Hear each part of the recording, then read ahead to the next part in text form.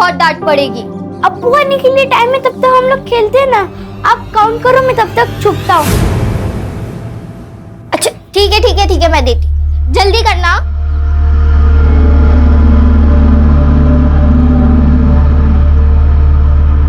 जलगांव के इरफान, पुलिस चौकी के पीएसआई इरफान, संदीप गवई की आयशा, मौत हो चुकी है। ये हिट एंड रन केस है या फिर उनका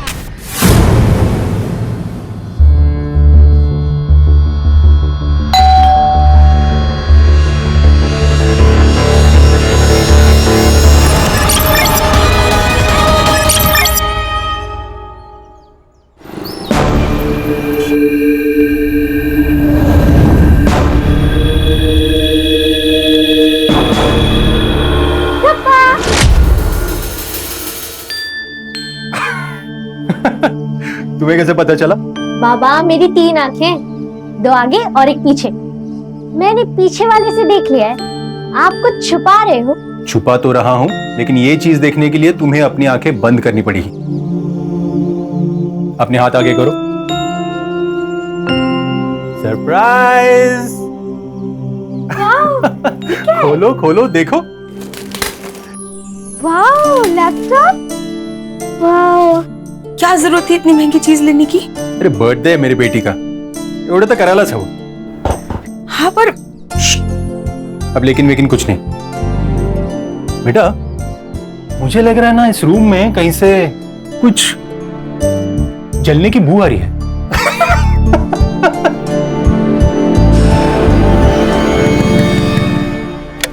सर साहब, मेरे भाईजान लापता है। क्या नाम है उनका? सलमान शेख। वो 4 महीने पहले दुबई से वापस आए जॉब छोड़ के। फिर बाद में 2 महीने उनके साथ मुलाकात होती थी, फिर 2 महीने के बाद वो गायब हो गए। अरे 2 महीने से तुम्हारा भाई गायब है और आज टाइम मिला तुमको कंप्लेंट करने का? उनके साथ उनकी फैमिली भी गायब है। मुझे लगा सब एक साथ शिफ्ट कर गए होंगे। कौन कौन है उनके फैमिली में? उनकी बीवी और 2 बच्चे। उनके फोटोज और डिटेल देखे रखना, हम जल्दी कार्रवाई शुरू करेंगे। ये उनकी फैमिली फोटोग्राफ।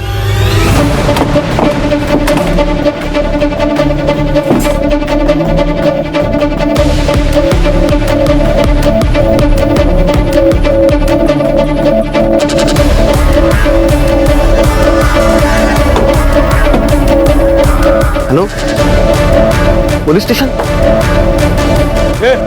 क्या चल रहा है? सर ये मेरी आपा का घर है। मैं कोल्हापुर में रहता हूँ। 2 महीने पहले मेरी आपा यहाँ शिफ्ट हुई थी। सर 25 दिन से उनको कॉल कर रहा हूँ, उठा नहीं रही है। मैसेज किया तो जवाब नहीं दे रही है। इसीलिए मैं यहाँ आया तो दरवाजा नहीं खोली थी, तोड़ने की कोशिश कर रहा था। झूठ बोल रहे हैं सर, शक्ल से चोर उचक्के मालूम होते हैं। तो मैं तो कहता हूँ इनका आईडी चेक करो। ये देखा ना, दुपट्टा, गले में तावीज, टेररिस्ट भी हो सकते हैं। क्या बोल रहे हो तुम? दोनों के गले में तावीज है तो ये लोग टेररिस्ट। ज्यादा बात की ना तो एट्रोसिटी लगा दूंगा, समझे? जाने दीजिए सर, हर मुसलमान टेररिस्ट नहीं होता। ये बात अभी तक कुछ लोग समझ नहीं पा रहे। आप मेरा आईडी चेक कर लीजिए। कफिल, मुझे बहुत डर लग रहा है। सर अंदर से बदबू आ रही है, शायद चूहा मरा होगा। नाईक, स्क्रू ड्रायव्हर घेऊन या, दरवाजा तोडावा लागेल। Okay sir.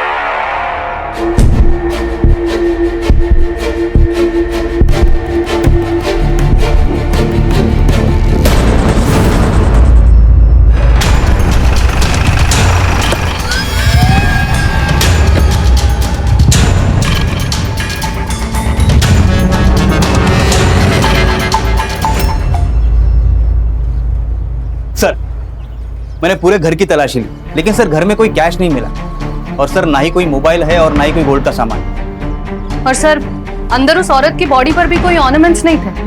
Sir open and shut case है, मुझे तो ये सीधा सीधा रॉबरी का मैटर लगता है। सिद्धार्थ, जो हमें बिना सोचे नजर आता है ना, वो धोखा होता है। रॉबरी करने वाले या तो घर वालों को बंधक बनाते हैं या क्लोरोफॉर्म से बेहोश करते हैं। और ये रॉबरी करने वाले हाथ में नमक कब से लेके घूमने लगे। हो ना हो, ये पक्का प्री प्लान मर्डर है। घर में कितना पैसा और सोना होता है ये तो किसी पहचान वाले को ही पता होता है। कोई रिश्तेदारी होगा सर, झगड़ा हो गया होगा, गुस्सा निकाल दिया इन पर। सर इनके घर वाले बाहर है, उसका भाई और उसकी बीवी।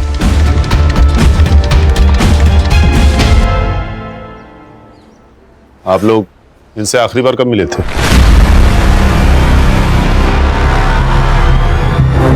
आपा मेरे को कितना तकलीफ होना था। घर बदल दिया, अचानक गायब हो गए।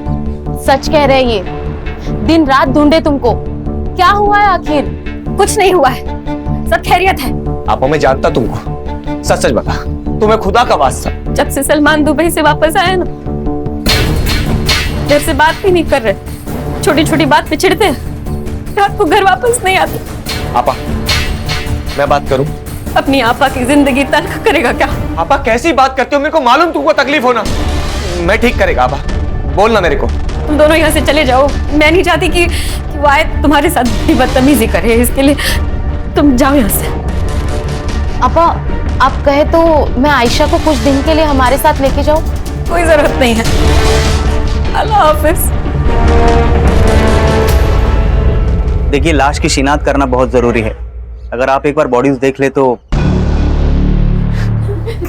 कफिल, आयशा का, आयशा यहाँ दिख नहीं रही है। आयशा कौन? आपा की बड़ी बेटी। लेकिन हमें अंदर तो सिर्फ 3 बॉडीज मिली है। कफिल, आयशा कहाँ गई? बताओ ना, उसके साथ कुछ गलत तो नहीं हुआ होगा ना? मैं बात कर रहा हूँ।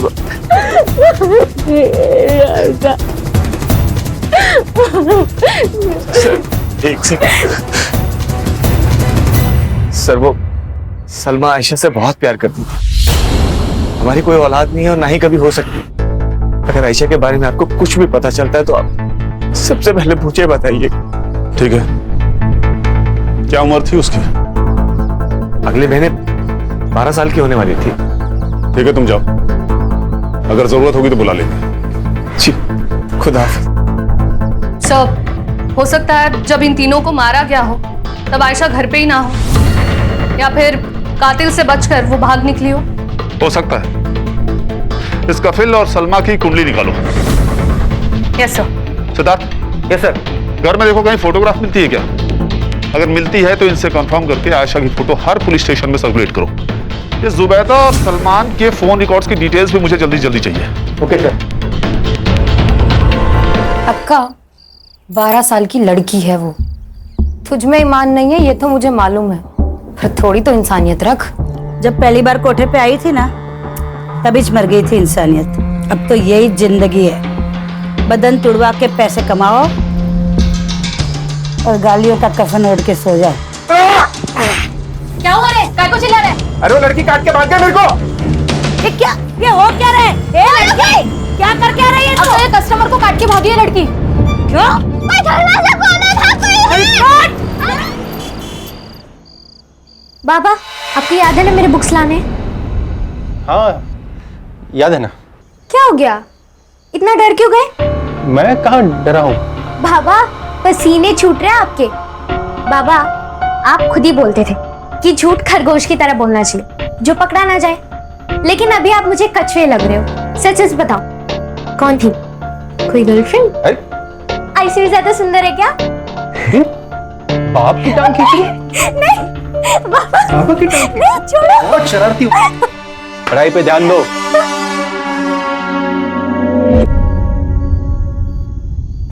नहीं सर, पूरे घर की तलाशी ले ली लेकिन एक भी फोटोग्राफ नहीं मिला, बस घर का कुछ सामान मिला। किसी ने जानबूझकर फोटोग्राफ्स गायब किए हैं। और सर, आसपास के सारे पुलिस स्टेशन में मैंने इंक्वायरी की। आयशा की एज की लड़की की ना ही कोई मिसिंग कंप्लेंट है और ना ही कोई अनआइडेंटिफाइड बॉडी। सर, आयशा अगर जिंदा है तो उसके पीछे कातिल का जरूर कोई ना कोई मकसद होगा। पोस्टमार्टम के हिसाब से तीनों का गला चाकू से काटा गया था। शार्प नाइफ था सर, सिंगल कट। औरत की उम्र तकरीबन 35 से 40 साल की। सलमान जुबैदा से छोटा था। सर, ये जरूर फैमिली मैटर है। हेट या फिर जेलसी की वजह से ये खून हुए होंगे सर। फिलहाल तो इस फैमिली के बारे में जितना पता चल सकता है पता करो। और देखो, इनके फोटोग्राफ्स जुबैदा के भाई के पास मिलते हैं क्या?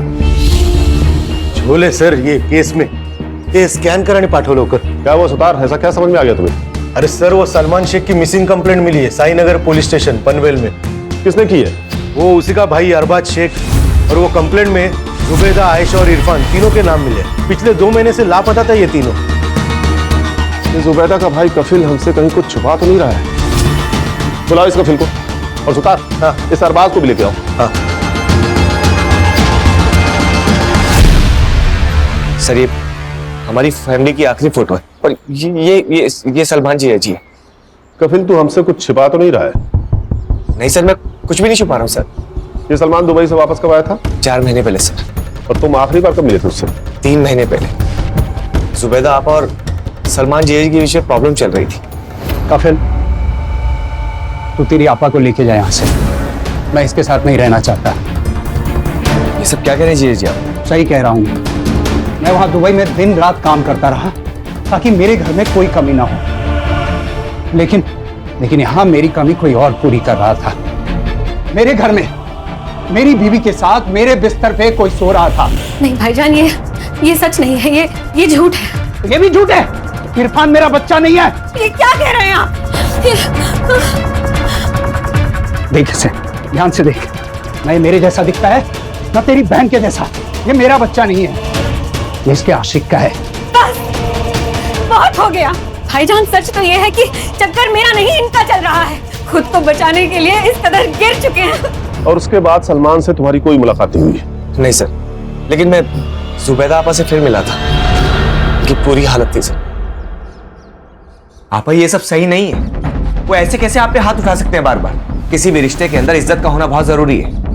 वो आपको तलाक दे, उससे पहले आप उन्हें छोड़ दीजिए। और आपा, आज उन्होंने आपको मारा है, कल को वो बच्चों को भी मारेगा। आप हमारे साथ चलिए। चलो आयशा। रुको, कहीं नहीं जाएगी आयशा। तुम दोनों की खुद की औलाद तो है नहीं, मेरी औलाद पे हक जमाने चले हो। निकल जाओ यहाँ से। आपा मेरी बात, मैंने कहा निकल जाओ। इसलिए तुमने उसे मारा। तो सुन लो। उसने तुम्हारी बीवी का अपमान किया, उसे बांझ बुलाया, इसलिए तुमने पूरी फैमिली को मार दिया और आयशा को कहीं लेकर चले गए। तुम्हारे पास है आयशा? सर, मैंने किसी को नहीं मारा सर। मैं सच कह रहा हूँ सर, मैं सच कह रहा हूँ सर। मैं जुबैदा आपा से बहुत प्यार करता हूँ। मैं उन्हें कैसे मार सकता हूँ सर? सलमान के भाई अरबाज ने कहा था कि सलमान पिछले 2 महीने से लापता है। तू भी आखिरी बार जुबैदा से 2 महीने पहले मिला था ना? हाँ सर, जब वो शिफ्ट हुई थी तभी मिला था। लेकिन अरबाज अच्छा आदमी नहीं सर। उसकी गंदी नजर थी मेरी आपा, उनका फायदा उठाना चाहता था। सलाम वालेकुम। वालेकुम सलाम। कल पीर करम अली शाह के दरगाह के पास जो मेला लगता है, वहां गया था। वहां से ये तोहफा लेके आया आपके लिए। अरबाज, ये मैं नहीं ले सकती। ऐसे कैसे नहीं ले सकती? देखिए ना कितना सुंदर है। आप पे तो बहुत जचेगा। क्या खूब लग रहा है आप पर। ये क्या बदतमीजी है? बदतमीजी नहीं कर रहा हूं मैं निकाह पढ़ूंगा आपसे, आपको संभालूंगा, आपके बच्चों को संभालूंगा। सर साहब, मैं सच कह रहा हूँ, ये सरासर झूठ बोल रहा है कफिल। ये कफिल की नजर थी आयशा के ऊपर, उसको बच्चा नहीं हो रहा था। और कफिल में और सलमान भाई में झगड़ा भी हुआ था। वो आयशा को पालना चाह रहा था, बड़ा करना चाह रहा था, लेकिन सलमान भाई ने मना कर दिया। देख अरबाज, तू अगर झूठ बोल रहा है ना, तो ये झूठ तुझे बहुत महंगा पड़ने वाला है। सर, मैं सच कह रहा हूँ। शर्म तो औरत का कहना होता है। तुम्हारा कहना तो मैं हूँ। ईशू ने एक फोटो जल्दी, भरोसा नहीं है क्या मुझ पे? मुझे तुम पे भरोसा है, पर ये इंटरनेट वगैरह थोड़ा डर लगता है। ठीक है, मत भेजना, रखता हूँ मैं फोन। अरे हेलो, रुको, गुस्सा मत करो, भेजती हूँ।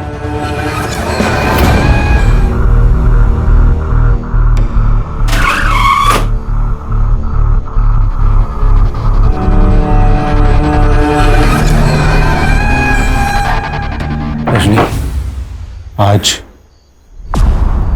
तुम मुझे बांधना। नहीं, मुझे ये पसंद नहीं। क्यों? मैं नहीं कर सकती।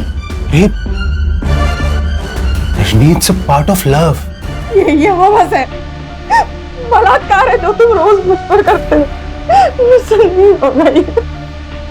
मैं ये सब नहीं कर क्या बोली? क्या बोली तुम? नहीं होगा।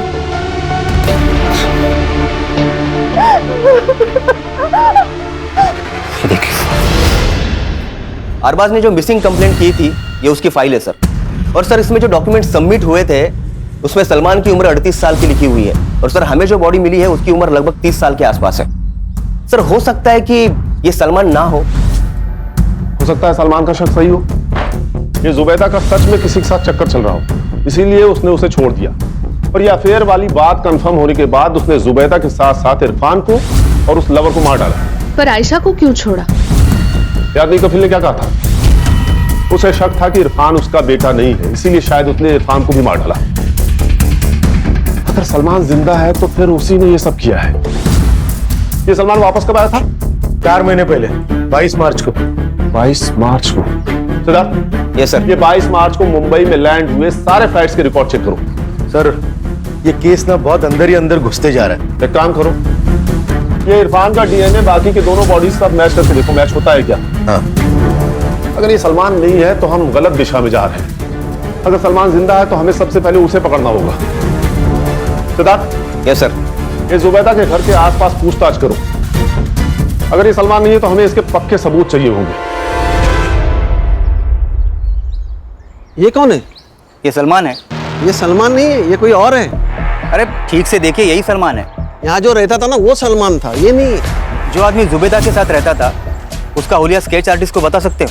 हाँ हाँ, क्यों नहीं, बता सकता हूँ ना। थोड़ा इनाम मिलेगा ना अपने को। लगता है आपको इनाम की बहुत पड़ी है। आइए देता हूँ आपको इनाम। अरे आइए, ऐसे ही बोल रहा था सर।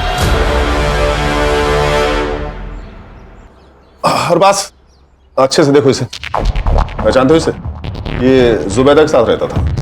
ये तो वकार खान है, सलमान भाई के दोस्त। लेकिन ये जुबैदा भाभी के साथ क्या कर रहे थे? जो तुम चाहते थे। वैसे तुम्हारी जानकारी के लिए बता दूं कि वकार और जुबैदा ने निकाह पढ़ लिया था। क्या? इस वकार की फोटो हर जगह सर्कुलेट करो। ये आदमी मुझे 24 घंटे के अंदर यहां चाहिए, वो भी जिंदा।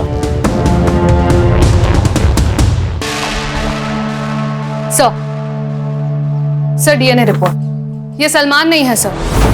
इरफान का डीएनए मेल बॉडी के साथ तो मैच नहीं हुआ, बट सर और एक बात, मेल बॉडी के पैर में आयरन रॉड मिला है। सर, उस रॉड का सीरियल नंबर ट्रेस करने के लिए मैंने भेजा है। जल्दी कुछ पता चल जाएगा। सर, जुबैदा ने अपना घर बेच दिया था। 4 दिन में वो लोग घर खाली करने वाले थे। अगर घर बेच दिया था तो घर में बहुत सारा कैश भी आया होगा। पर सर, घर में तो कोई कैश नहीं मिला। मारने वाला पैसे लेके भाग गया होगा। सर, तो सलमान पायल है पैसे घेऊन, बाकी सब दिखावा है। घर में कैश नहीं है, सलमान गायब है, बॉडी सलमान की नहीं है, तो पक्का कातिल भी सलमान ही है। सर, सलमान जिंदा है या वकार, ये तो मुझे नहीं पता, लेकिन मुझे पक्का यकीन है कि आयशा जिंदा है। देख, तेरे को मैंने बहुत महंगा खरीदा है रे बाबा। अब वसूली तो होनी चाहिए ना। आज से तेरी स्कूल चालू, समझी? ए मोना, आजा। सलमा, क्या हुआ? आयशा के साथ बहुत बुरा हो रहा है। वो बहुत तकलीफ में है, मुझे पुकार रही है वो। हम लोग मिलकर ढूंढेंगे उसे। हाँ? आयशा को घर भी लेके आएंगे। वादा करो मुझसे। वादा? अभी तुम सो जाओ, सो जाओ।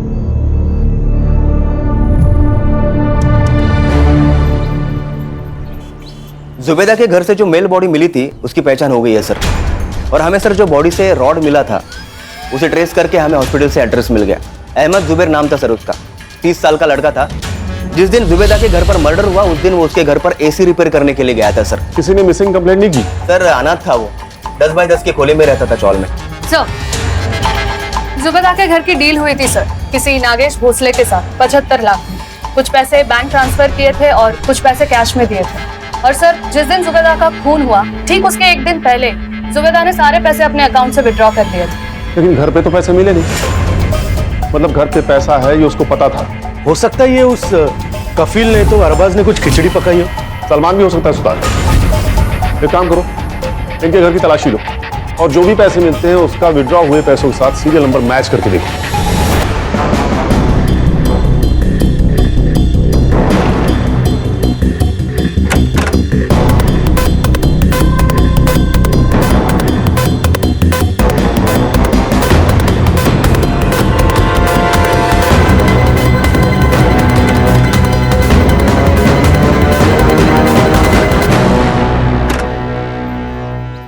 अंधेरी गुफा है सर ये केस तो। जितना भी अंदर घुसो ना, हासिल कुछ नहीं हो रहा। पता नहीं सर, पर मुझे तो ये डेड एंड लग रहा है। हमें हार नहीं माननी चाहिए सिद्धार्थ, हर दिन एक नई सुबह होती है। हमारे पास वकार, सलमान और आयशा के फोटोज हैं। ये फोटोज अपने खबरियों को दे दो। नुक्कड़ के हर पान टपरी पे इनकी फोटो होनी चाहिए। कोई तो होगा जिसने इनमें से किसी को देखा होगा।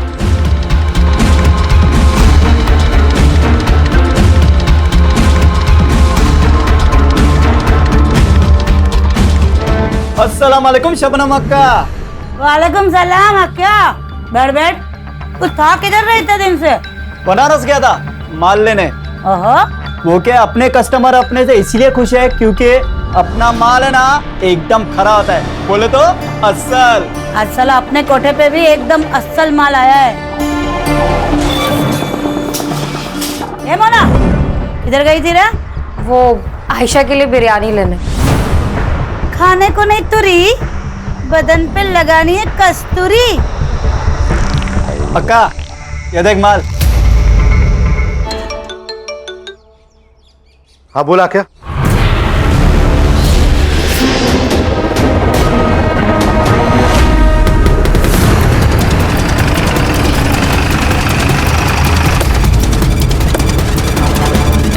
अक्का क्या हुआ? बाहर पुलिस आ रही है। तू एक काम कर, गेट बंद कर दे, किसी को आने मत देना अंदर।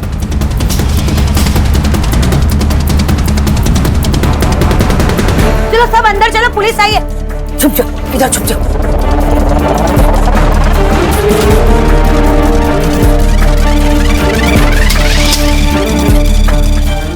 अब्बू अम्मी पर शक करने लगे। उन दोनों में रोज झगड़े होते। फिर एक दिन अब्बू घर से चले गए और वापस ही नहीं आए। अब मैंने सोचा कि पुलिस कंप्लेन करते, लेकिन उससे पहले वकार चाचू आ गए। ये बात सच है भाभी जान। सलमान किसी गैर औरत के चक्कर में है। अल्लाह। अब तो वो दोनों साथ भी रहने लगे हैं। उसने खुद कहा है मुझसे। देखिए मैं आपका दर्द नहीं समझ सकता, पर आप संभालिए खुद को। भाभी जान, किसी के चले जाने से जिंदगी तो नहीं रुकती, पर आप अकेली नहीं हो। आयशा, इरफान दोनों की जिम्मेदारी है आप। कैसे वकार भाई, कैसे जिएंगे? भाभी जान अल्लाह पे भरोसा रखिए। भाभी जान अल्लाह अपने बंदों पे हमेशा बरकत रखता है। अम्मी बहुत रोती थी।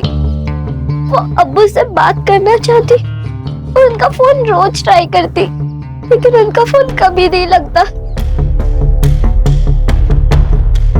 उस दिन के बाद वकार चाचू रोज आने लगे। हमारे लिए वेफर और आइसक्रीम और अम्मी के लिए मालपुआ लाते। फिर एक दिन उन्होंने अम्मी को निकाह के लिए पूछा। पहले अम्मी ने मना कर दिया, फिर अम्मी ने हमारे खातिर निकाह पढ़ लिया। बेटा तुम लोगों ने घर कब चेंज किया? वकार चाचू कहते थे कि जब तक हम अपने अतीत से रिश्ता नहीं तोड़ते तब तक हम अपनी नई जिंदगी शुरू नहीं कर पाएंगे। इसलिए अम्मी ने हामी भर दी और हमने अपना घर बदल दिया। उस दिन मैं रात को पानी पीने के लिए उठी तब मुझे ना वकार चाचू से डर लगने लगा था। अम्मी को भी उनसे डर लगता था। वो जैसा कहते थे ना वैसे ही अम्मी करती थी। तो वकार चाचू ने मारा तुम्हारी अम्मी और इरफान को? मैंने उन्हें मारते हुए नहीं देखा, पर मुझे अक्का के पास वकार चाचू ने ही भेजा था। आयशा, मम्मी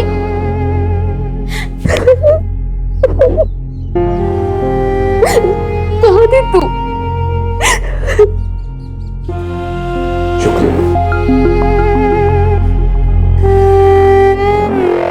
देखो शबनम जी, मुझे तुम्हारे धंधे से कोई लेना देना नहीं है, लेकिन अगर तुमने अपना मुंह नहीं खोला ना तो मैं सबसे पहले तुम्हारा कोठा बंद कराऊंगा, उसके बाद सारी जिंदगी जेल में सड़ाऊंगा। लेकिन मैंने किया क्या है? खाली फोकट का परेशान करने का। तुम लोगों के ना आदत ही है पुलिस लोगों की, खाली पीली का हैरान करने का, परेशान करने। जानती है किससे बात कर रही है? जितना पूछ रहे उतना सही सही जवाब दे। देख शबनम, ये जो वकार है ना इसने 3 खून किए हैं और लड़की तेरे को बेची। अब अगर तूने हमारी मदद नहीं की तो वकार की मदद करने के जुर्म में मैं तुझे अरेस्ट कर लूंगा। सोच ले। साहब, इसके पहले भी वकार मुझे 2 लड़कियां बेच के गया। ये वकार की बहुत पुरानी आदत है। हर 1 साल के बाद वो आता है और एक लड़की भेज के जाता है। इस बार जब वो आयशा को लेके आया तब मैंने उसको पूछा था, एक बात बता, तू हमेशा इतनी अच्छी अच्छी लड़कियां लाता कहाँ से रे? गाँव खाना अक्का टुटली काय को गिनती है? लड़की 12 की हो या 14 की, शबनम उसको खरीद तो लेगी, पर उसको भी उसकी असली नस्ल का पता होना चाहिए। बेटी है मेरी। क्या? हाँ, मैं हमेशा ऐसे ही औरत से शादी करता हूं जिनको सहारे की जरूरत होती है, और फिर एक दिन उनका पैसा और बेटी लेके उड़न छू। ये आखिरी बार कब मिला था तुझे? कल सुबह 11 बजे वो एक लड़की लेके आया था बेचने के लिए। मैंने पूरा 2 लाख दे के उसको खरीदी थी। कहाँ है वो लड़की? वो जो आप सब लड़कियों को उठा के लेके आए, उसी में है वो सब। क्या नाम है उसका?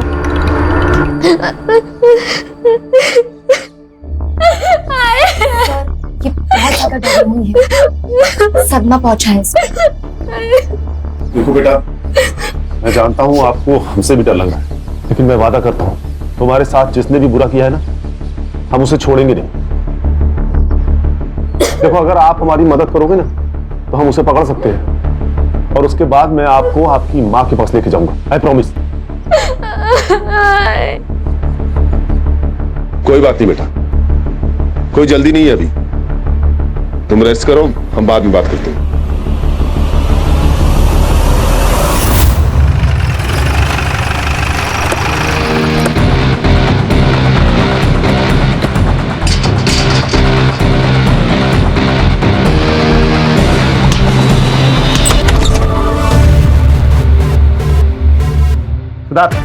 Yes sir. आस पड़ोस से पूछताछ करो। Yes sir. प्राची, सुतार, पूरे घर को चेक करो। सर।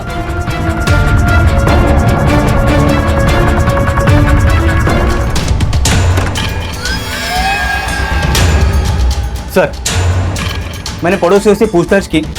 सर, ये लोग ज्यादा किसी से बातचीत नहीं करते थे। क्या हुआ सर? ये सलमान और वकार तो दोनों दोस्त हैं।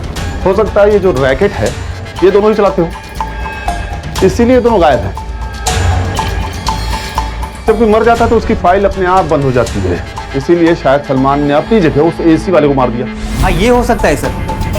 और सर, वैसे भी ये एक आदमी का काम नहीं है। सर, मुझे कफिल और अरबाज पे भी पूरा शक है। अरबाज को औरत चाहिए और कफिल को पैसा। कहीं इन सीरियल किलिंग के पीछे इन दोनों में से तो कोई नहीं है। चारों सस्पेक्ट पे नजर रखो, मुझे ये केस जल्द से जल्द सॉल्व करना है।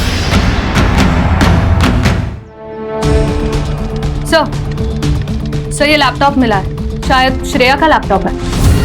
श्रेया ने कहा था कि वकार ने एक बार इस लैपटॉप को यूज किया था, किसी औरत से चैट कर रहा था। Yes sir. इस लैपटॉप को साइबर एक्सपर्ट के पास लेके चलो। वकार की एक गलती हमें उस तक लेके जाएगी।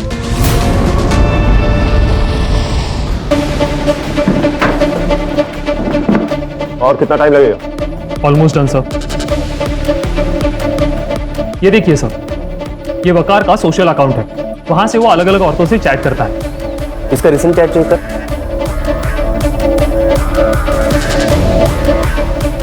ये देखिए सर, इसने तो अब दामिनी पंडित से शादी कर ली।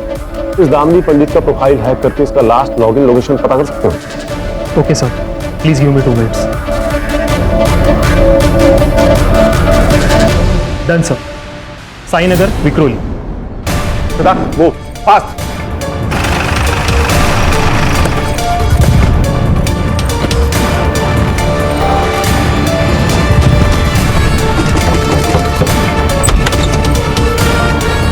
जी कहिए। क्या हुआ दामिनी?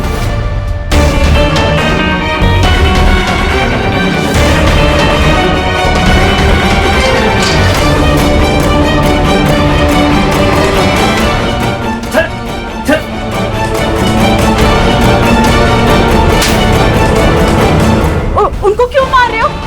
क्या किया उन्होंने? ये एक सीरियल किलर है। अगर हम कुछ दिन और लेट हो जाते ना तो ये आपको मारकर आपकी बेटी को किसी कोठे पे बेच देता। चल, चल।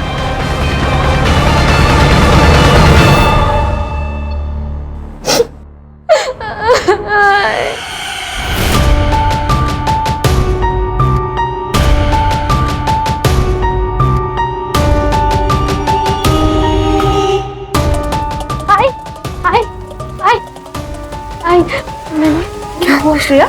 इतनी घबराई हुई क्यों है? आई मैंने पापा को नमाज पढ़ते हुए देखा। क्या? हाँ मुझे वो आदमी सही नहीं लग रहा है। वो आपके साथ धोखा कर रहे हैं। कुछ दिनों पहले मैंने उन्हें लैपटॉप पर कुछ करते हुए देखा। मैं जब आई तो उन्होंने लैपटॉप बंद कर दिया। बाद में जब मैंने हिस्ट्री चेक करी तो पता चला कि वो किसी औरत से गंदी गंदी बातें कर रहे थे। आई मुझे यहाँ नहीं रहना है, प्लीज यहाँ से जाते हैं। मुझे यहाँ नहीं रहना।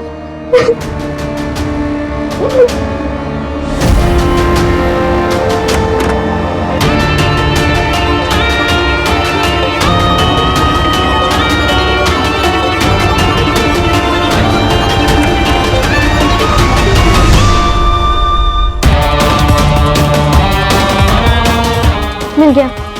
ये पुलिस को दिखाएंगे तो वो बाबा को अरेस्ट कर लेंगे।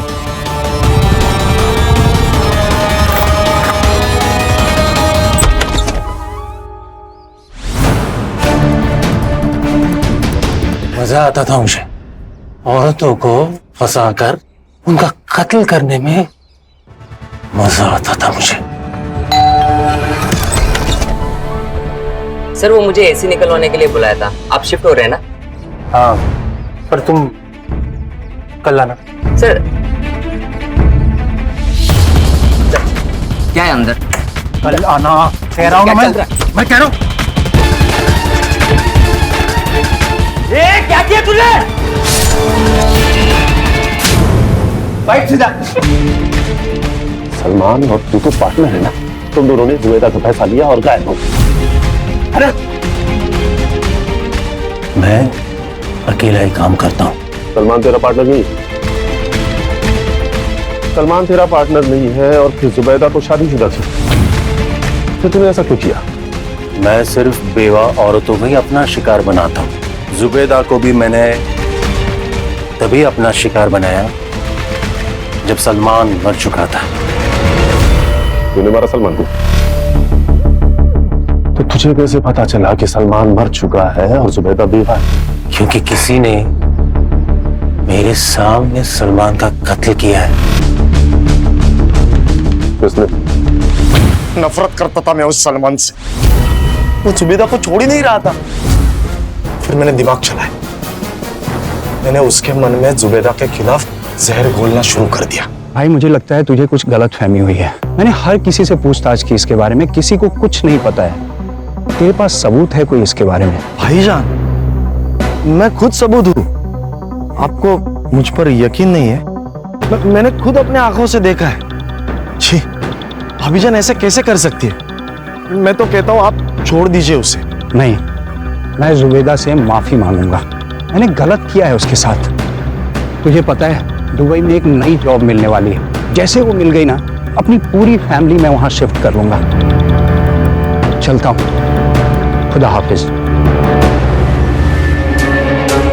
मैंने सलमान को गांव के बाहर एक कब्रिस्तान में दफना दिया। तूने अपने पागलपन के चक्कर में अपने बड़े भाई को मार दिया। तुझे तो दोज़ख में भी जगह नहीं मिलेगी।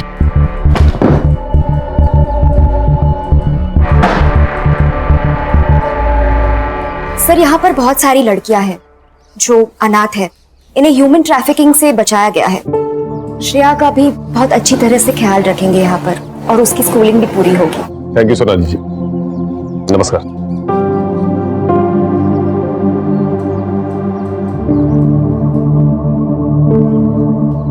मुझे हमेशा लगता है कि औरत मर्द से ज्यादा ताकतवर होती है, लेकिन पता नहीं क्यों हमारा ये समाज बेवा औरतों और सिंगल मदर को कमजोर समझता है। सही कहा सर आपने। जैसे समाज को अपनी सोच बदलने की जरूरत है, ठीक वैसे ही औरतों को अपने आप पर विश्वास रखना बहुत जरूरी है सर। नहीं, सिर्फ औरतों को नहीं, ये सबक हम सबके लिए है। सही कहा सुधार तुमने। किसी पर भी विश्वास करने से पहले उसके बारे में पूरी जानकारी होना जरूरी है, नहीं तो ये घटना किसी के साथ भी हो सकती है। आ जाओ भाई, आ जाओ, आ जाओ। 25,000 25,000।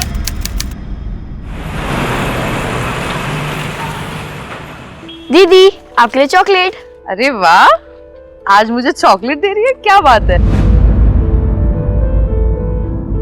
हाँ, मैं अपनी फेवरेट दीदी को चॉकलेट शेयर नहीं करा सकती। बिल्कुल कर सकती है। ये तुम्हारा बैग इतना क्यों भारी है? ट्यूशन वाले सर क्या सब पढ़ाते?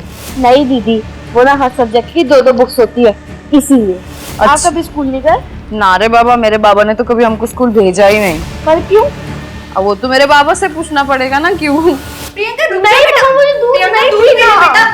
सुन ले मेरी बात, देखो इससे ताकत आएगी। तुम्हारी मुझे नहीं पीना। नहीं बेटा। अरे अरे पापा आ गए। वाओ पापा, doll. No no no no, first finish your milk तब डॉल मिलेगी। हाँ चलो पियो। अच्छा चलो लो।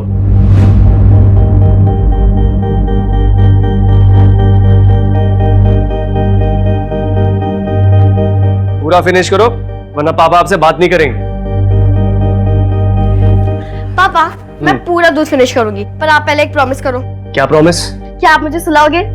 प्रियंका बेटा अब तो बड़ी हो गई है, अब अकेले सोने की आदत डाल ले। मम्मा, पापा मम्मा को समझाओ ना। बेटा मम्मा बिल्कुल सही बोल रही हैं। अच्छा चलो ठीक है, आज ना तुम्हें पापा सुनाएंगे, ओके? लेकिन कल अकेले सोना पड़ेगा। हाँ ठीक है, पक्का? प्रॉमिस।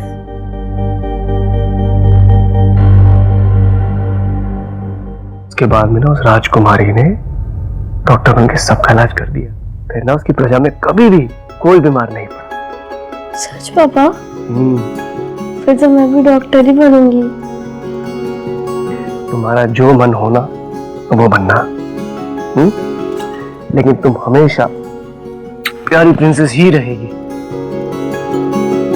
सो जा।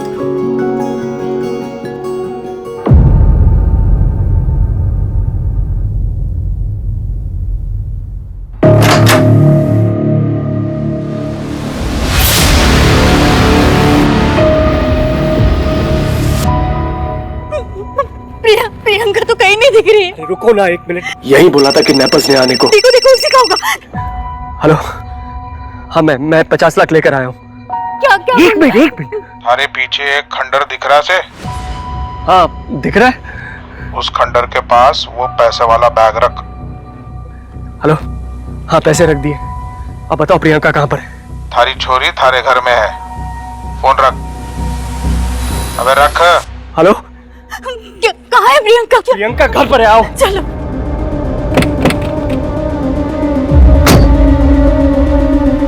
प्रियंका प्रियंका प्रियंका प्रियंका प्रियंका बेटा कहाँ हो तुम? प्रियंका प्रियंका प्रियंका है क्या मतलब? नहीं है वहाँ पर। प्रियंका कहाँ है प्रियंका? कहाँ है?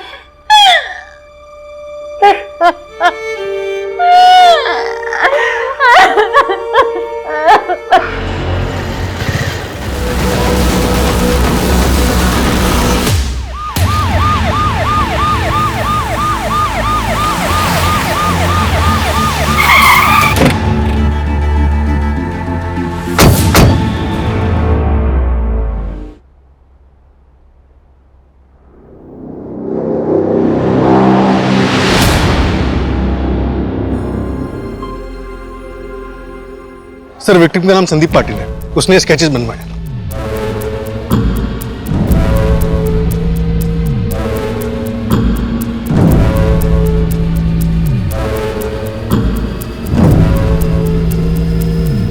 सर, विक्टिम संदीप पाटिल का बैकग्राउंड निकाला है।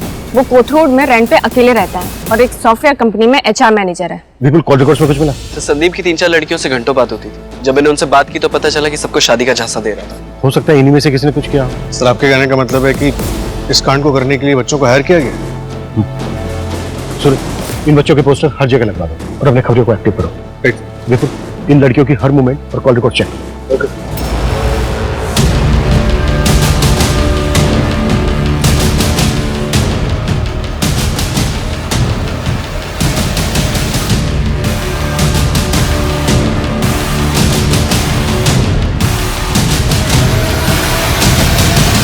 सर ये सभी मार्किंग वाले एरियाज में लूटपाट और अटैक के केसेस रजिस्टर हुए हैं। हो सकता है ये इनके अटैक का एरिया हो। सर इसी एरिया में जगत का बैंकिंग रैकेट भी एक्टिव था। जगत को हमने 2 महीने पहले रेड में अरेस्ट किया था ना? हाँ सर, फिलहाल वो बेल पे बाहर है, मैं फील्डिंग लगाता हूँ। कितने में भैया? 26 रुपए। 25 रुपए से भी ज्यादा? इतना महंगा? नहीं नहीं, आप है ना ये पाव ले लो और सिर्फ वड़ा ही दे दो। ठीक है। नप्पी, आप हमेशा ऐसे ही करते हो। मेरे हिस्से में से ले लेना। भैया ये लीजिए 26 रुपए और पाव भी डाल दो।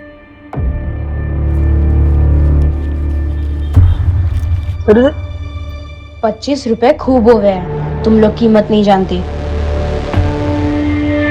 एक वड़ा पाव 2 वड़ा दे दो, बाकी ले लो।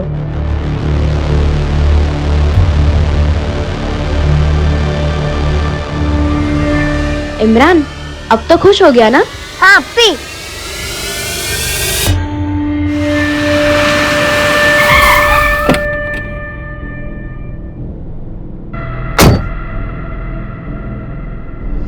चलना। क्या? पैसा भी देता हूँ, मजा भी देता हूँ। चलना 20 देता हूँ, चलना। चल हलकट, पत्ता मारेगी तेरे को।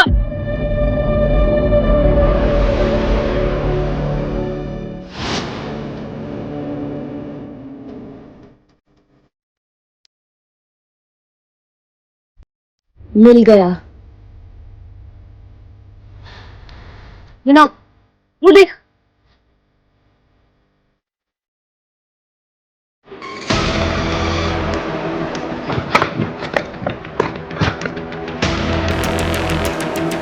भाग जाते हैं अपे। शहर छोड़ दे, इतने पैसे हैं हमारे पास। अभी तक सिर्फ 23,255 ही हुआ है। इतने में नहीं आएगा 4 लोगों का फ्लाइट का टिकट।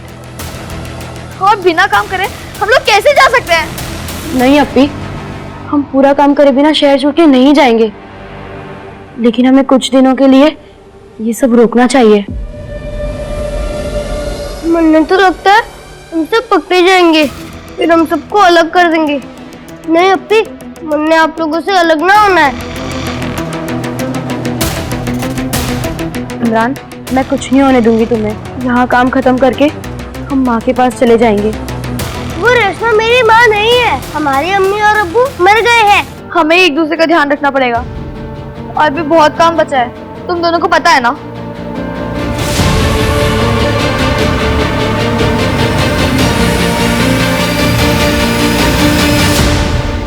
सब वो बैगिंग रैकेट वाली जगह का यही ठिकाना है।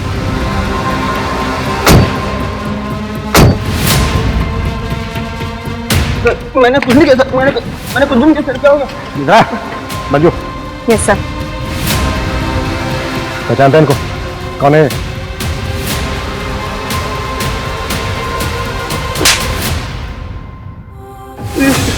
शबाना सर, पहले से यहाँ की थे सर। ये इमरान और सर ये हिना, ये दोनों बाद में आए थे।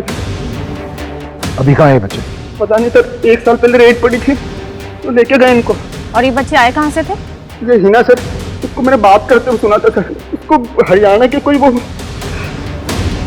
मंझोली गाँव जाना था सर। उसको किसी रेशमा के बारे में बात करती रहती थी सर, उससे मिलना था इसको। और बाकी नहीं पता सर, बाकी। सर, मैंने शहर के तकरीबन सभी एनजीओज और ऑर्फनेजेस में बात की। सूरज, बच्चे हैं वो। Sorry sir. सर, मुझे 3 एंगल की सीसीटीवी फुटेज मिली है जिसमें वो तीनों बच्चे दिख रहे हैं।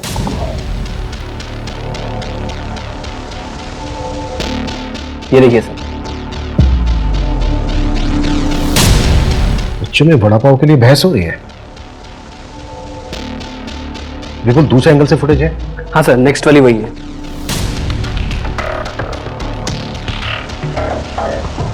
ये बच्चे इस गाड़ी की तरफ बहुत ही गौर से देख रहे हैं। बिल्कुल, इस गाड़ी के ओनर का पता करो और उसकी लोकेशन ट्रैक करो, क्विक। Yes sir.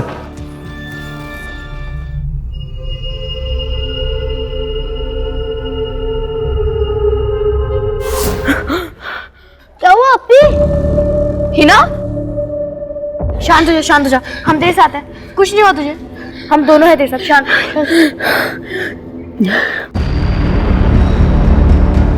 खबर पक्की है ना मंजू? सेम बच्चे थे ना? हाँ सर, एकदम पक्की है। मुन्ना ने उन तीनों बच्चों को वो विश्वनाथवाड़ी वाली जो बन फैक्ट्री है ना, उसकी तरफ जाते हुए देखा। हाँ सर। क्या सर? सूरज सर का फोन था, संदीप पाटिल की डेथ हो गई।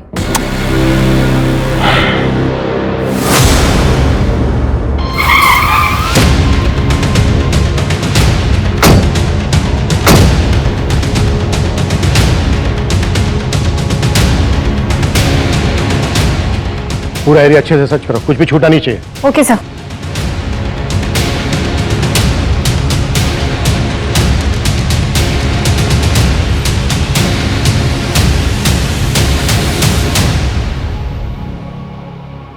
सर ये देखिए, इसमें कुछ है।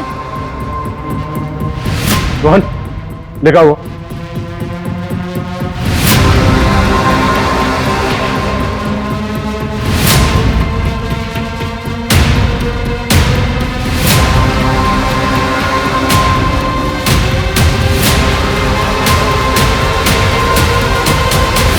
इमरान, पक्का यही रास्ता है ना? हाँ अपी, इतने कांड किए तुमने भरोसा ना हुआ? करी करी जल्दी ले।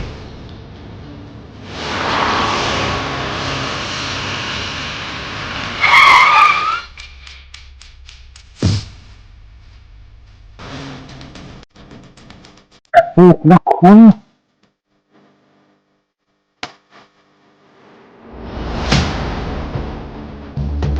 एम्बुलेंस। अरे अरे क्या होगा? हीना भाग। रुको बच्चों, रुको। छोड़ो मुझे, छोड़ो।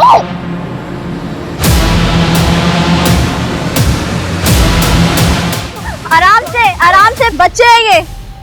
लेके चलो इनको। ये बच्चे मुझे मारने आए थे?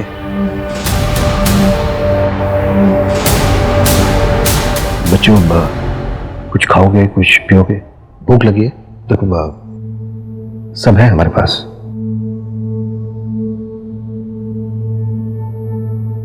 बेटा आपका नाम शबाना है ना? और बेटा आपका नाम इमरान है ना?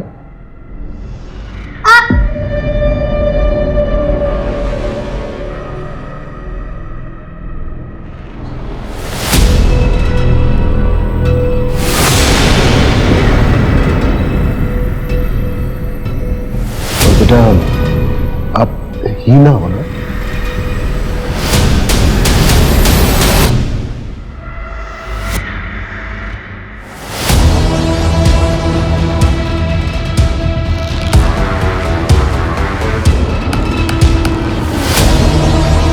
इसको क्यों मारा?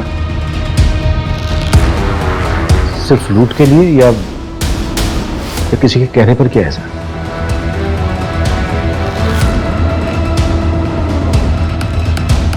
देखो बच्चों, बताना तो पड़ेगा। अगर मुझे नहीं बताओगे ना, ये अंकल है ना, ये अंकल पूछेंगे।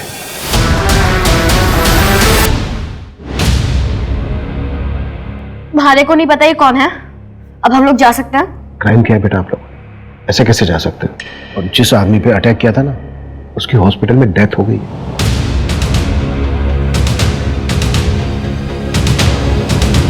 संदीप पाटिल नाम था उसका। क्यों मारा उसको? आपके पास कोई सबूत है कि मर्डर हमने किया है? मरने से पहले संदीप ने तुम लोगों का हुलिया बताया था। फोटो आइडेंटिफाई किया था? नहीं ना? और वैसे भी स्केच कोई स्ट्रॉन्ग एविडेंस नहीं है। So I think we can go. बेटा अच्छा बेटा, पेरेंट्स कहाँ हैं आप लोगों के? उनसे मिलना है। ये बंदूक उठाओ, सर पे लगाओ और चला दो, मिल जाएंगे। और सर, आप हम फीमेल्स को ऐसे कस्टडी में लेके बात नहीं कर सकते। So please let us go. We are miners, you can't hold us here. लेकिन बेटा ये सब हम जानते हैं, इसलिए आप लोगों को चिल्ड्रंस होम भेजा है। अंजू, उठो शबान। अब शबाना, ये शबाना छोड़ो इसे। मंजू, दिखाने दो डॉली तो।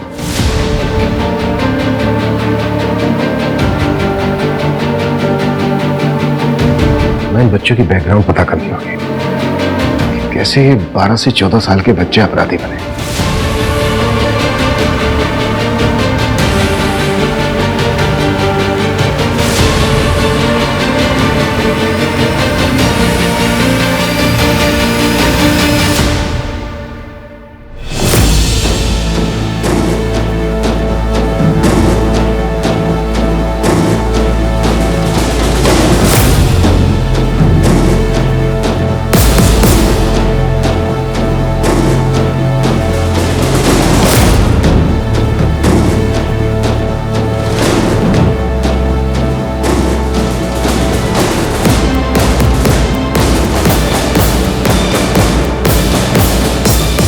सब ये बड़ा अजीब है। इस पैकेट में सारे बंडल 25-25 रुपए के और इसके ऊपर रेशमा लिखा हुआ है।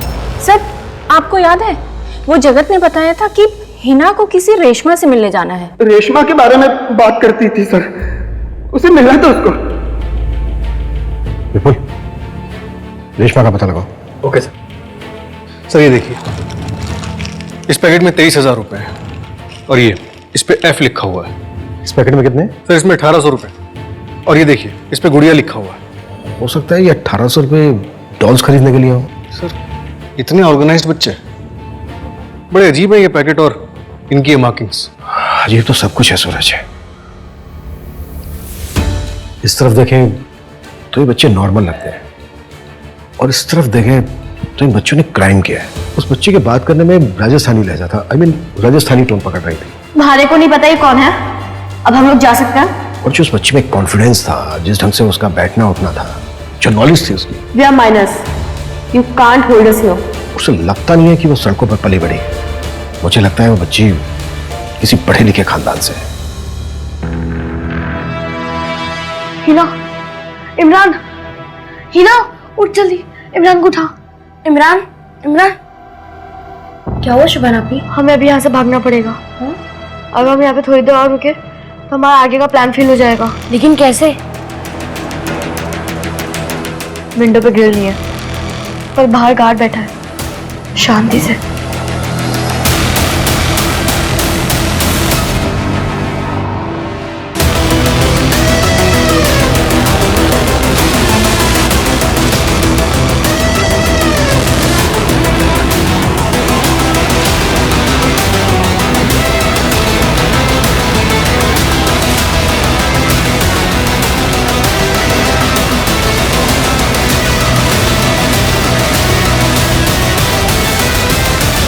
सर सारी रिपोर्ट्स मैंने भिजवा दी हैं। सर, रेशमा का पता चल गया। वो अपने पति के साथ मंजोली गांव में ही रहती है, पर उससे कुछ बात नहीं हो पा रही। रेशमा से हमें मिलना चाहिए। सूरज, तुम और मंजू रेशमा से मिलकर आओ। Okay sir. सर, बच्चे भाग गए। व्हाट? भाग गए मतलब? वहां पे सिक्योरिटी गार्ड नहीं था क्या? सर, उसने बताया कि उसकी नींद लग गई थी। Okay, let's see. वो बच्चे बैगिंग रेस्टे तक कैसे पहुंचे और रेस्क्यू होने के बाद कहां गए? अगर हमें इन सवालों का जवाब मिल जाए तो हमें उन बच्चों का अगला मूव समझ में आ जाए।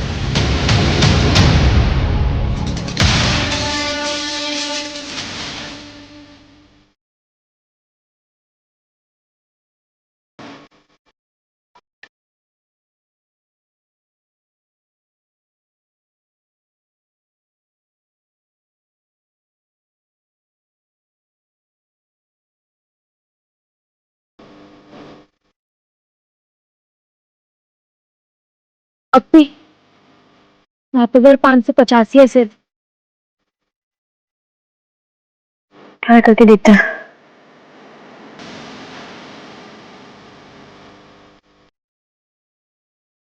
हेलो, डिलीवरी आ चाहिए। हाँ, पैसा तैयार है।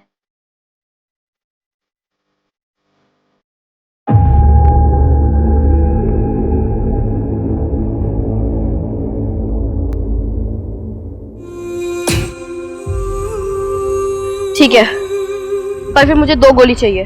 हो जाएगा, चल दे।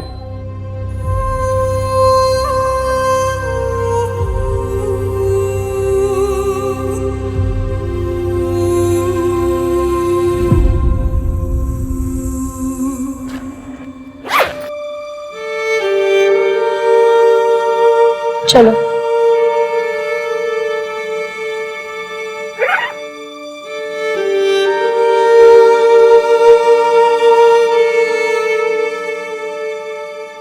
आप रेशमा हैं? हिना को जानती हैं आप? हिना ठीक है ना?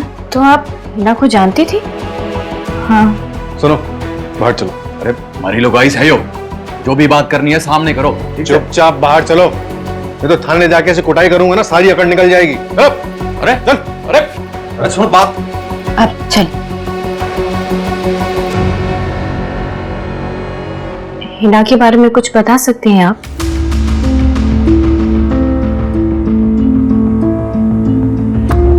मेरा नाम रेशमा है और तुम्हारा? डरो मत, नाम बताओ। हिना। कौन से गांव से हो? लहरा गांव जिंद से। कुलदीप की बीवी हो? पता नहीं। आप मेरी मदद कर सकते हो क्या? मुझे यहाँ से भागना है। हिना, यहाँ से कोई नहीं भाग सकता। जो तू यहाँ से निकल गई तो ये लोग तेरे माँ बाप को मार डालेंगे। नहीं। हम दोनों धीरे धीरे करीब आ गए थे। मैं उसके लिए उसकी माँ और वो मेरा बच्चा। वैसे तो मैं अपने किसी पति को बच्चा नहीं दे पाई। फिर मुझे इनके यहाँ बेच दिया गया। हिना अपने गांव गई होगी, अपने भाई के पास। हाँ, वो अपने भाई के साथ ही है। हिना ने कभी किसी शबाना नाम की लड़की का जिक्र किया था? सर, कोतुल पुलिस वालों को एक गन सेलर मिला है। गुड्डू नाम है उसका। उसने उन बच्चों को गन सेल की थी। उसके पास वही राजस्थानी वाली गुड़िया थी जो शबाना के पास है। हाँ भाई, हमें हिना के बारे में बात करनी है। मर गई हो हमारे लिए। कुलदीप कहाँ है?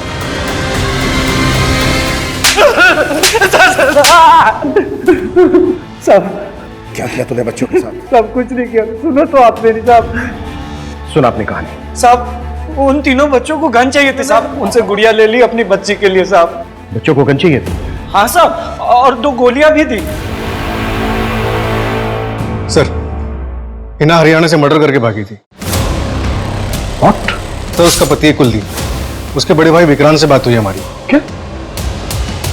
पति? मतलब child marriage? Basically bride trafficking है ये। सर, उसकी खाला को इन्फॉर्म कर दिया। दरअसल पेरेंट्स की डेथ के बाद बच्चे अपनी खाला रुखसार के साथ रहते थे। पता नहीं क्या क्या झेला होगा इन तीनों बच्चों ने। सर, शबाना के बारे में पता चल गया। उसका असली नाम प्रियंका जेठवा था। जोधपुर की रहने वाली थी। ये देखिए। और सर, इसके पापा रौनक जेठवा जोधपुर के जाने माने लॉयर है। मुझे लगा ही था, इसलिए उस बच्ची को लॉ की इतनी नॉलेज थी। लेकिन सबसे बड़ा सवाल कि वो प्रियंका से शबाना कैसे मिली? ये लड़की पहले कभी काम किया है घर का? नहीं किया है मैडम, लेकिन सीख जाएगी। ठीक है, पर ये मुसलमान तो है ना? मैडम, मैं आपसे क्या झूठ बोलेगी? हाँ, क्या मिलेगा मेरे को आपसे झूठ बोल के? ठीक है, तो रुक, मैं पैसे लेकर आती हूँ। हाँ, मैं अपनी फेवरेट दीदी को चॉकलेट शेयर नहीं करा सकती। अगर तूने अपना नाम और अपनी कहानी किसी को बताने की कोशिश की ना, तो तेरे माँ बाप को जान से मार दिया जाएगा। और यहाँ से भागने की कोशिश मत करना, यहाँ तुझे बचाने वाला कोई नहीं मिलेगा। खड़े तो सीधे वो आ रही। ये ले। शुक्रिया मैडम, मैं आती। हाँ, ध्यान रखना। सुन, पहले जाके नहा ले और बाथरूम में कुछ कपड़े पड़े उन्हें धो लेना। अरे जाना, देख क्या रही, जा। हाँ, काम हो गया। और मेरे पैसे? अच्छा ठीक है, मैं आके ले लूंगी। नमस्ते। तुम्हारा जो मन होना वो बनना। सो जा। बेटा तू बड़ी हो गई है, अब अकेले सोने की आदत डाल ले।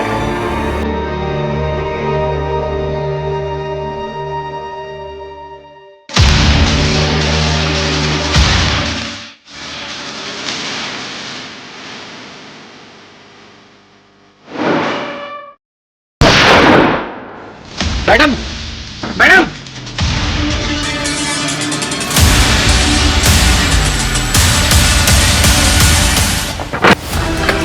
क्या हो मैडम? क्या हो मैडम?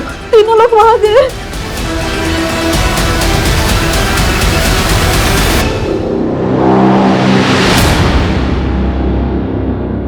हमारी मेट पद्मिनी भी उसी रात गायब थी। तभी भी पुलिस को उसी पर शक गया था। बहुत ढूंढा था उसे, लेकिन कहीं नहीं मिली थी वो। और प्रियंका भी वापस नहीं आई थी सर। प्लीज सर, प्लीज उसे ढूंढ दीजिए सर। पता नहीं कहां पर, किस हाल में होगी वो। देखिए, एक काम है हमारा। आप चिंता मत कीजिए, हम पूरी कोशिश कर रहे हैं। बहुत जल्द आपकी बेटी आपके पास होगी।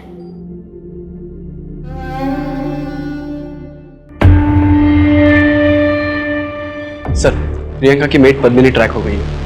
उसका पुराना फोन 1 साल पहले ही एक्टिव हुआ था, पर जोधपुर की पुलिस ने इन्वेस्टिगेशन नहीं की थी, इसलिए पकड़ नहीं पाए थे। अभी हाल फिलहाल में वो दिल्ली में है। अरेस्ट हुई? हाँ सर, दिल्ली की पुलिस ने अरेस्ट किया है, उसे पुणे ले आ रहे हैं। सर, हमने प्रियंका बेबी को किडनैप किया था। किसका प्लान था?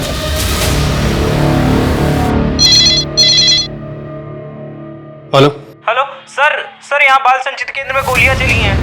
क्या? ठीक है, हमारे आइए साहब, गोली चलाने से पहले मैडम के ड्रावर से जितने भी पैसे थे सारे लेके चले गए। कितने पैसे थे? 20,000 रुपए थे और वो हमारी गुड़िया को भी लेके गए। गुड़िया? हमारी मिंटू की बेटी जो अब इस दुनिया में नहीं रही, हमारे अनाथालय की सबसे छोटी बच्ची, सिर्फ 6 महीने की है। पता नहीं वो लोग उसके साथ क्या करेंगे।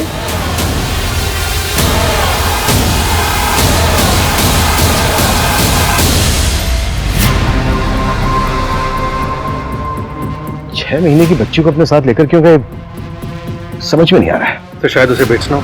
जितने पैसे हमने जब्त किए उतने कमाने हो। 6 महीने की बच्ची के साथ वो ज्यादा दूर नहीं जा पाएंगे। सूरज, पूरे शहर में अलर्ट जारी करवाओ, आसपास के इलाके पर नजर रखो। बच्ची को लेकर कोई भी क्लू मिलता है उसकी इन्फॉर्मेशन तुरंत मुझे मिलनी चाहिए। सर, आज ही यहाँ से निकल जाते हैं। हाँ, पहले हम लोग गुड़िया को सुला दे, फिर तो हम सबसे पहले रेशमा मम्मी के पास चलेंगे। उसके बाद कर रहे हैं। कुछ सोचा है मैंने।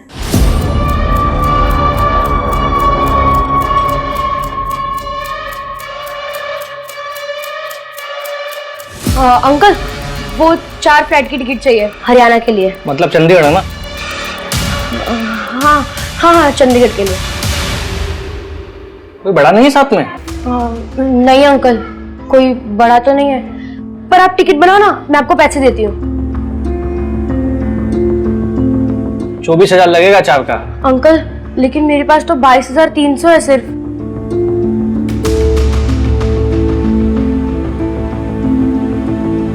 चारों के नाम लिख दो, मैं टिकट बना देता हूँ। हमें पता है आप लोगों के साथ क्या हुआ। हम मदद करना चाहते हैं आपकी, तो यकीन मानो हम सच में मदद करना चाहते हैं।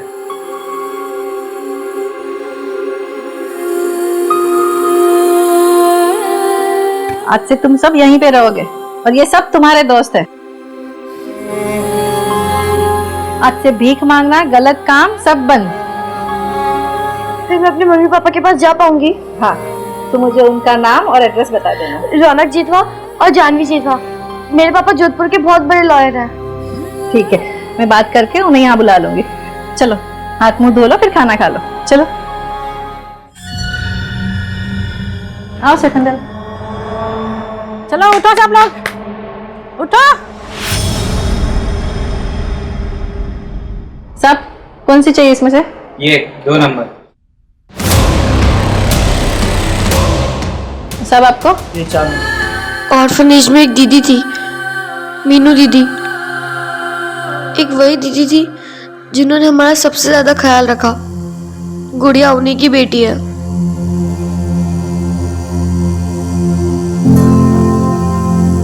मीनू दीदी तो चली गई, पर जाते जाते उन्होंने गुड़िया की जिम्मेदारी हमें दी। हम गुड़िया को ऑर्फनेज में अकेले छोड़ के नहीं आ सकते थे, वरना वो लोग गुड़िया के साथ भी। इसलिए हम लोग गुड़िया को ऑर्फनेज में लेने गए थे। तुम लोग इसलिए पैसे इकट्ठे कर रहे थे? हमारे को यहाँ पुणे वाली ट्रेन से लाया गया था, फिर जगत के पास भेजा। जो आदमी मुझे दिल्ली से यहाँ ला रहा था, उसने मुझे ट्रेन में चढ़ाने से पहले कहा था कि भागने की कोशिश मत करना, हर स्टेशन पे हमारा एक आदमी खड़ा है। मैं डर गई थी, वो लोग मुझे तो मार देते, साथी के साथ मेरे मम्मी पापा को भी मार देते। इसलिए हमने फ्लाइट से जाने का सोचा। हमारे मम्मी पापा मिले सर।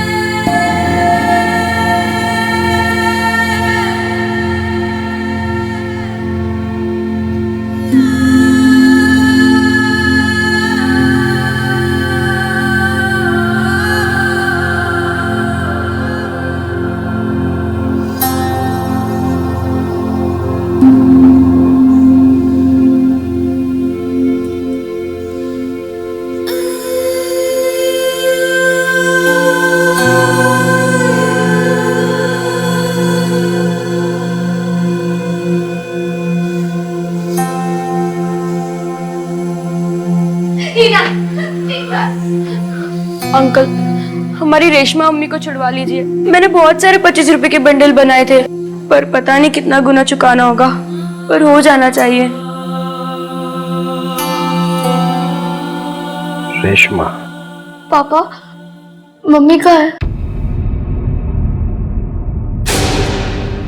किसका प्लान था? ये ले पैसे और ये घर की डुप्लीकेट चाबी। आज रात को ही उसे किडनैप करके लेके जाना। रैंसम के पैसे मिलने के बाद उसे मार देना। वो लड़की मेरी जिंदगी में वापस नहीं आनी चाहिए। ठीक है मैडम। सर, जानवी मेरी दूसरी पत्नी थी। प्रियंका की माँ चाइल्ड बर्थ सर्वाइव नहीं कर पाई थी। सर, चाइल्ड केयर वाले आए हैं, इन्हें ले जाने। कहाँ ले जा रहे हैं आप इन्हें? माफ करना, इन बच्चों ने क्राइम किया है। चाइल्ड केयर में इनकी हियरिंग होगी। अब वो जो फैसला लें उस पर डिपेंड करेगा। पापा, आप मेरी गुड़िया का ख्याल रखना।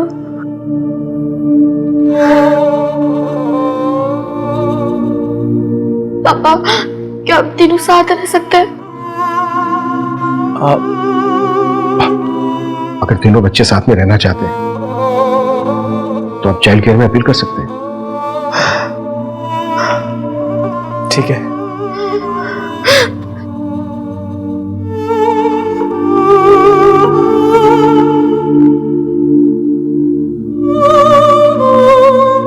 Thank you sir. तीनों बच्चों को 3 साल के लिए बाल सुधार गृह भेज दिया गया है। रौनक बड़ा वकील है, वो अपील कर रहा है। वो अपनी बेटी की तरह हीना और इमरान को अपने साथ रखना चाहता है। बच्चे बहुत ही नाजुक और साफ दिल के होते हैं। अगर उनको सही शिक्षा मिले तो वो कलाम बन जाते हैं, और गलत शिक्षा और संगत उनको कसाब बना देती।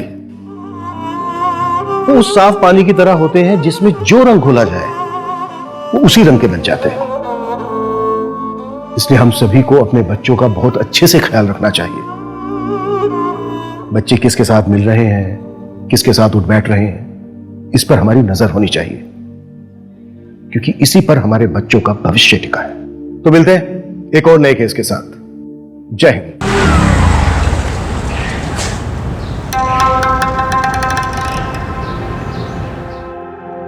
Excuse me. हेलो। जी बोलिए। आई Ragini. I am new recruit. It is first day. जय हिंद सर। जय Hind sir. Sir, new joining. Hello sir. मैंने आपको शायद पहले भी कहीं देखा है। मुझे?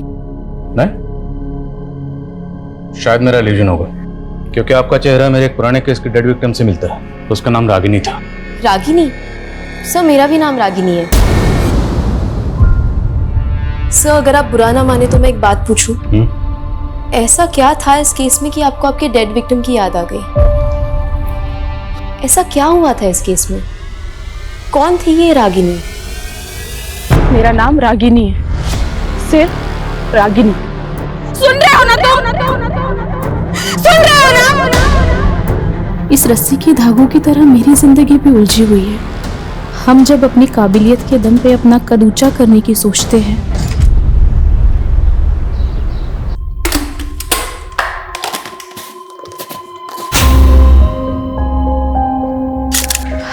माँ मैंने खाना बना दिया है।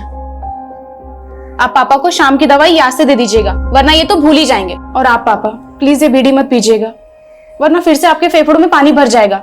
जानता हूं, मेरी बीमारी के चलते तुम्हारा खर्चा बढ़ता जा रहा है। मैं भी तो बेटी की कमाई खा खा कर घुटता जा रहा हूं। इसी हताशा में न जाने कब बीड़ी मुंह में लग जाती है। ये कैसी बातें सोचते रहते हैं आप पापा?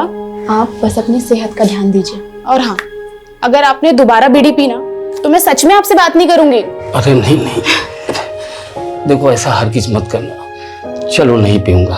अरे पगली, मैं भी तो चाहता हूँ कि तंदुरुस्त हो जाऊं और कोई नई नौकरी ढूंढूं। मुझे भी तो अपनी जिम्मेदारी निभाने दीजिए पापा।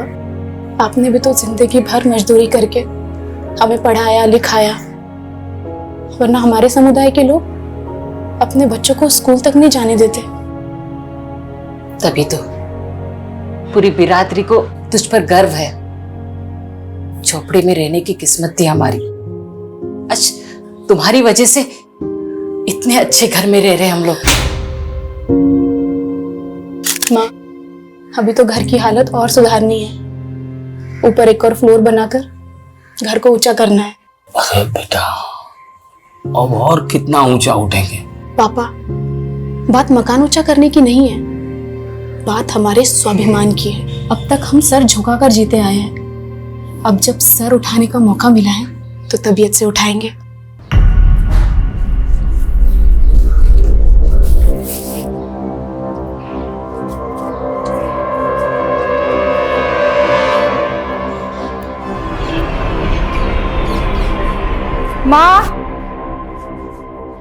माँ एक कप चाय बना दो प्लीज। तेरी बहन सबके लिए खाना बना के ऑफिस भी चली गई, तू खुद के लिए चाय नहीं बना सकती? मेरी तुलना ना उससे मत क्या करो। तेरी तुलना में उससे करना भी नहीं चाहती। तू उसके एड़ी के बराबर भी हो जाए ना तो मैं गंगा नहा लूंगी।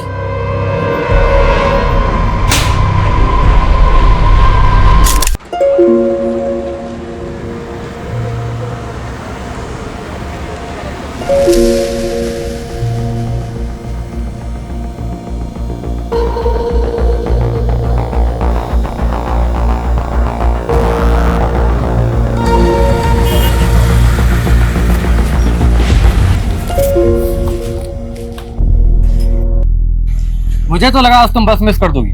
आज बस मिस होती तो बहुत जान से मार देता। बहुत बड़ी प्रेजेंटेशन है मेरी। ये धागा कैसा बांध रखा है?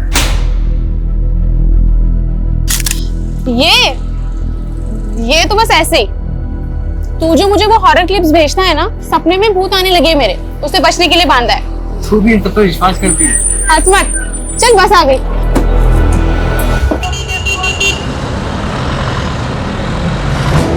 वैसे तुम्हारे सपने में जो भूत आते हैं वो दिखते कैसे? पागल तू भी। छोड़िए सर। अच्छा सुन, जो मैं ऑफिस में प्रेजेंटेशन दिखाने वाली हूँ, तू उसे एक बार सुन और अपना फीडबैक दे।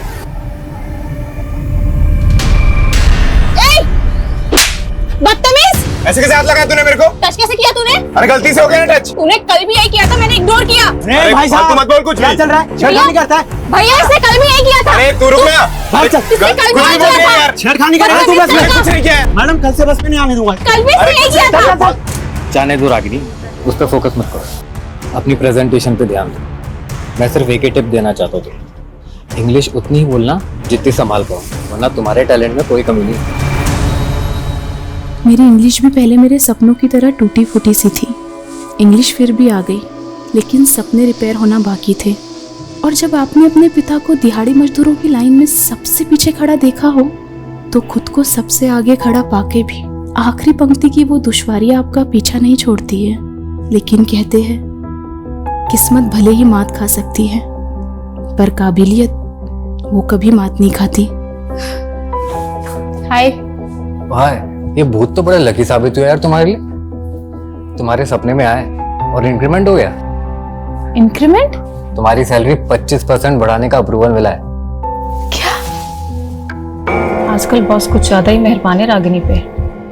हाँ, लेकिन रागिनी डिजर्व भी तो करती है। डिजर्व तो मैं भी करती थी, लेकिन मैंने बॉस को खुश करने से मना कर दिया, तो उसको अब रागिनी मिल गई है। मतलब क्या है तुम्हारा? जानते नहीं हो क्या अपने बॉस को? आजकल रागिनी के साथ सो रहा है।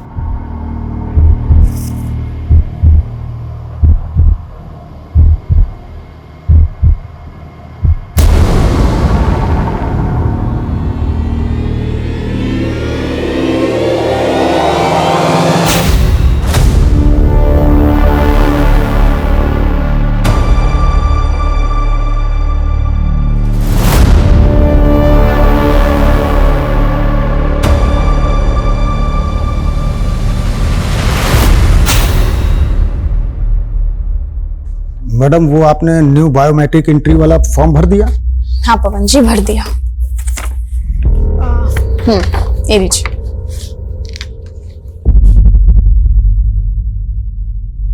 अरे मैडम, इसमें तो सरनेम ही नहीं है। मेरा कोई सरनेम नहीं है पवन जी।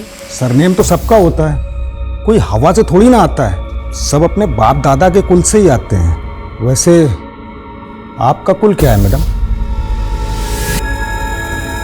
पवन जी फालतू की बातें छोड़िए और जाइए अपना काम करिए।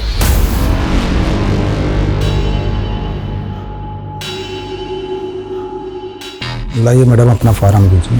पवन जी आप ठहरे कुलवान व्यक्ति, क्यों ऐसे लोगों से उलझते हैं जो अपनी जात छुपाते हैं? मतलब ये कि रागिनी ठहरी आपसे नीचे वाली और देखिए आपके पास बन के बैठी है। कभी सोचा नहीं था कि ऐसे नीच लोगों की आवाभगत करनी पड़ेगी। रागिनी, तूने मुझसे अनजाने में जूठन उठवाई है ना, अब देख मैं तुझे जूठा खिलाता भी हूँ, जूठा पिलाता भी हूँ।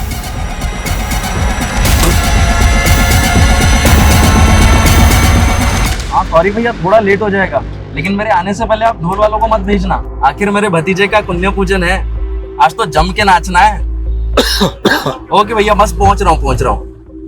अरे अंकल, थोड़ा स्पीड बढ़ाओ ना। अरे बेटा, इस रोड पर स्पीड लिमिट 50 किलोमीटर प्रति घंटा है। थोड़े रूल्स तोड़ भी दोगे तो क्या हो जाएगा? मुझे भी लेट हो रहा है।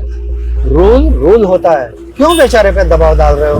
रहने दो भाई साहब, टैक्सी चलाते चलाते रोज रोज नई सवारियां, नए नए नखरे, अब तो इनको झेलने की आदत सी पड़ गई है। कब से चला रहे हो टैक्सी? बहुत सालों से चला रहा हूँ भाई साहब, 18-20 घंटे डेली चलाता हूँ। अंकल, बुढ़ापा आ रहा है, इतना काम करोगे ना तो उम्र के पहले ऊपर चले जाओगे। अब काम नहीं करूंगा तो अपने घर वालों की जरूरतें पूरी कैसे करूंगा? और रही बात ऊपर जाने की, तो एक दिन सबको ही जाना है।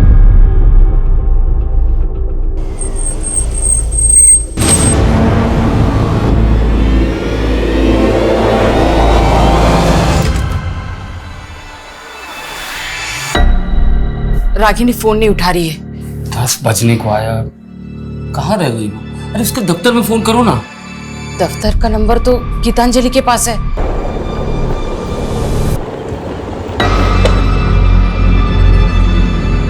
बाय। हेलो, रागिनी तुम्हारे साथ है? मेरे साथ क्यों होगी हो? वो दफ्तर से अभी तक घर नहीं आई, एक बार उसके दफ्तर में फोन करके पूछना। ठीक है।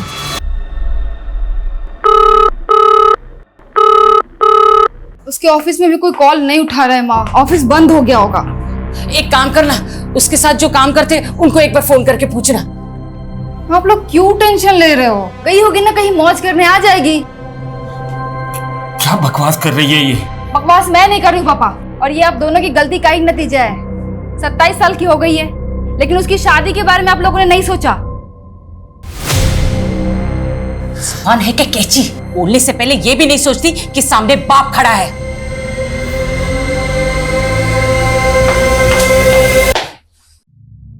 ये तो पहले ही हाथ से निकल चुकी है, अब छोटी की सोच। मैं जाता हूं उसे ढूंढने। अरे आप कहाँ जाएंगे?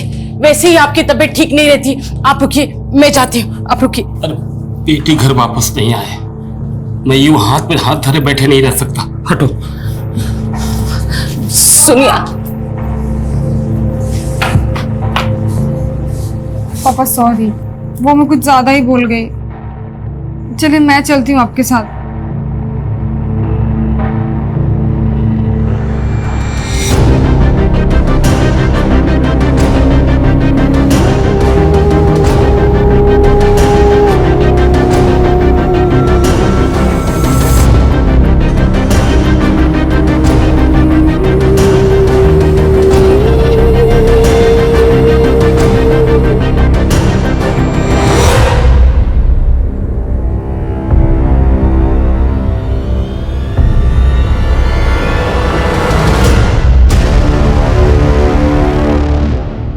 लड़की का शव आज सुबह मिर्दास रोड पे एक पेड़ से लटका पाया गया।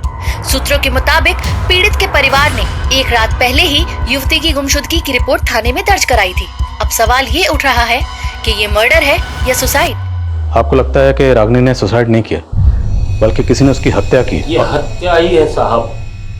मेरी बेटी ने कभी भी किसी समस्या के सामने घुटने नहीं टेके। किसने की होगी ये हत्या? पता नहीं किसकी नजर लग गई हमें। नजर लग गई? साहब, हम लोग भूमिहीन लोग हैं। 3 साल पहले रागिनी की यहाँ नौकरी लगी थी और 1 साल पहले बहुत मेहनत कर उसने बैंक से कर्ज लेकर ये घर बनाया। आप ही देखिए सारे सपने कैसे टूट गए।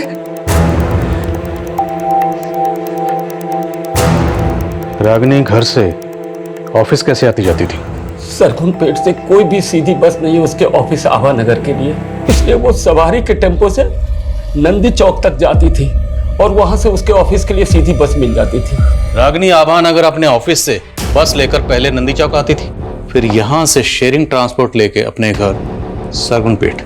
लेकिन हमें रागिनी की लाश मिली मिर्दासपुर सरगुनपेट से 5 किलोमीटर आगे यहां से कट जाता है और हमें रागिनी की लाश यहां 1 किलोमीटर अंदर मिली। और सर इस पूरे रूट पे कहीं भी सीसीटीवी नहीं है। शर्मा, जब सीसीटीवी नहीं थे तब भी केसेस सॉल्व होते थे। इस पूरे रूट को स्कैन करो और यह भी पता करो कि रागिनी अपने ऑफिस से कितने बजे निकली थी। रागिनी मिर्दासपुर क्यों गई? वो वहां खुद अपनी मर्जी से गई या कोई उसे जबरदस्ती लेकर गया? ये सुसाइड है या अबैटमेंट टू सुसाइड या फिर मर्डर?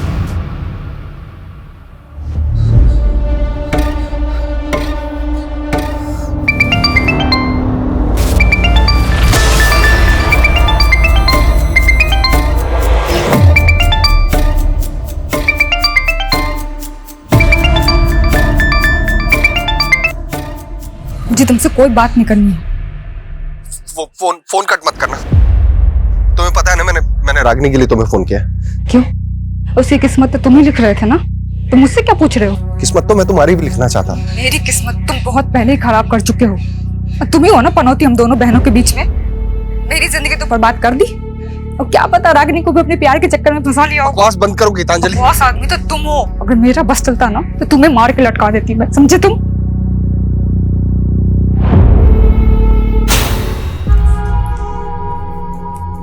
गीतांजलि, ये सब क्या है? हाँ, मैंने तुमसे क्या कहा था कि 10,000 रुपए से ज्यादा खर्चा नहीं करना है और तुम 27,000 रुपए उड़ा कर आई हो सब में। 10,000 में आजकल कहाँ कुछ मिलता है योगेंद्र? जितनी चादर हो ना उतने पैर पसारने चाहिए गीतांजलि। ये इतने महंगे ब्रांड्स के कपड़े खरीदने की क्या जरूरत थी? हाँ, एक तो महंगे के महंगे और ऊपर से ऐसे फटे हुए ऐसे भद्दे कपड़े। तो तुम्हें साड़ी पहनने वाली बीवी चाहिए, ये शादी से पहले बताना चाहिए था ना। लेकिन फैशन के नाम पे अपनी बीवी को ऐसे फटे हुए और भद्दे कपड़े नहीं पहनने दे सकता मैं। तुम्हें पता भी है ऐसे कपड़े पहनने से क्या होता है? दुर्भाग्य क्या आता है, गरीबी आती है। अच्छा, तो जो ऐसे कपड़े मॉडल्स पहनती है ना उनका जाकर बैंक बैलेंस चेक करो पहले। डॉक्टर उसी ख्याल वाले से शादी हो गई मेरी। तुम कहना क्या चाहती हो?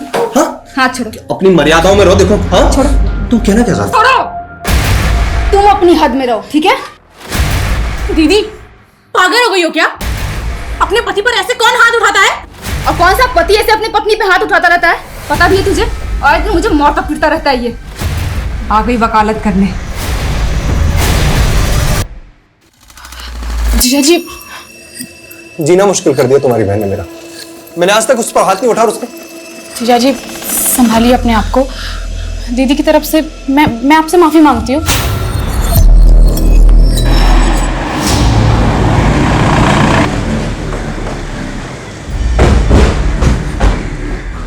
सर मैं मान ही नहीं सकता कि रागिनी सुसाइड कर सकती है।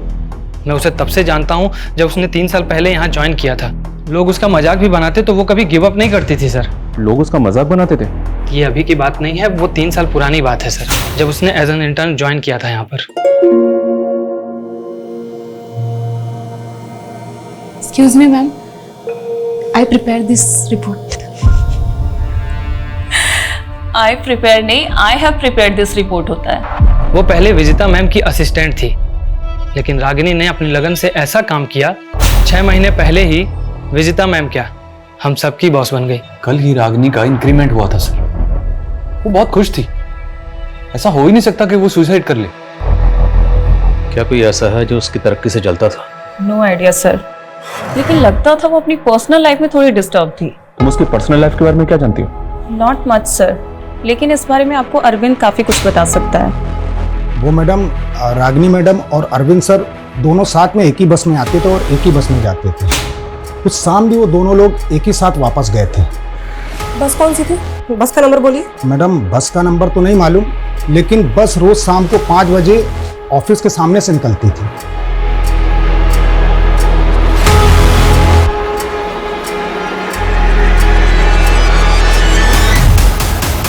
हाँ सर, ये लड़की रोजाना इसी बस से जाती थी, पर उस दिन इस बस से नहीं गई थी सर।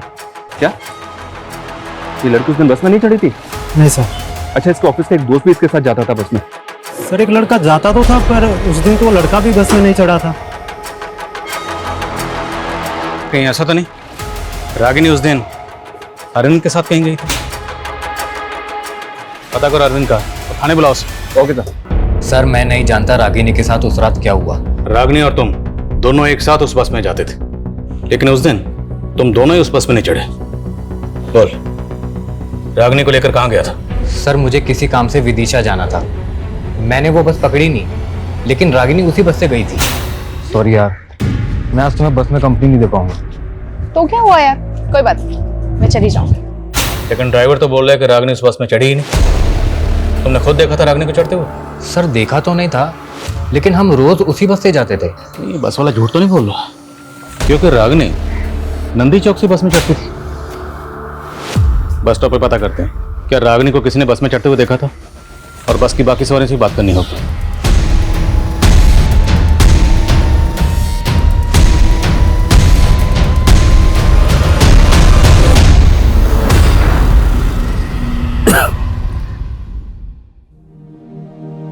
गिन चुन के 4 ही तो लोग हैं हम लोग, और ऊंचा मकान बनाने की क्या जरूरत है? बाबा अब तक हम सर झुका के जीते आए हैं, लेकिन अब जब सर उठाने का मौका मिला है तो तबीयत से उठाएंगे।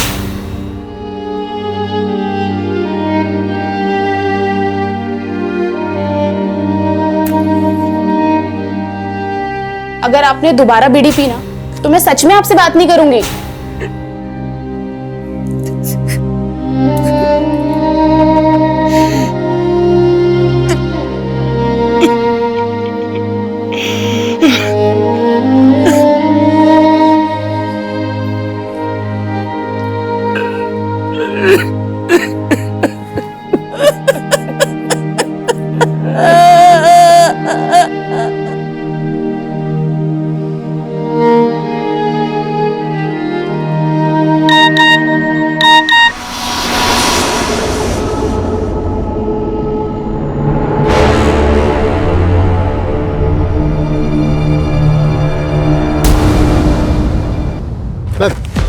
नंदी चौक के बस स्टैंड के पास रिक्शा वाला मुझे मिला। इसने रागिनी को उस शाम को यहाँ पे देखा था, लेकिन इसका कहना है कि उस शाम रागिनी बस से नहीं बल्कि किसी के साथ बाइक से आई थी।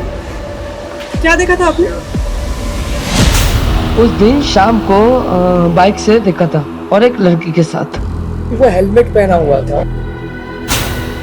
ये लड़का था? ये तो खुद उनके साथ आता था बस से, वो कोई और था।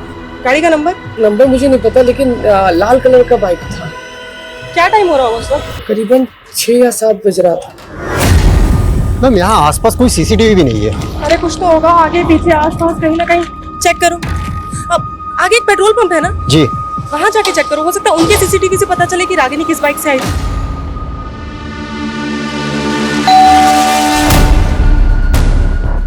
रागिनी जी के घर यही है? हाँ। मैम के कुछ पार्सल है।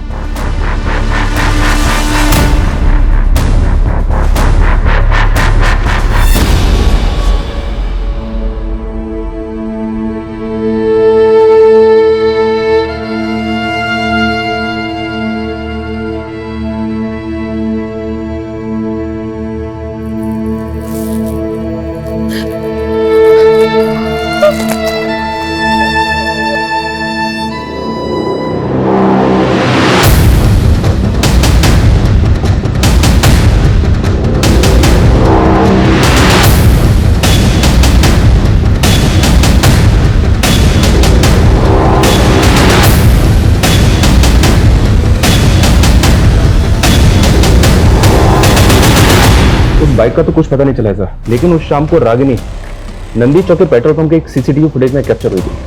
वो शाम को तकरीबन 7 बजे एक कैब में बैठी हुई दिखी। ये देखिए।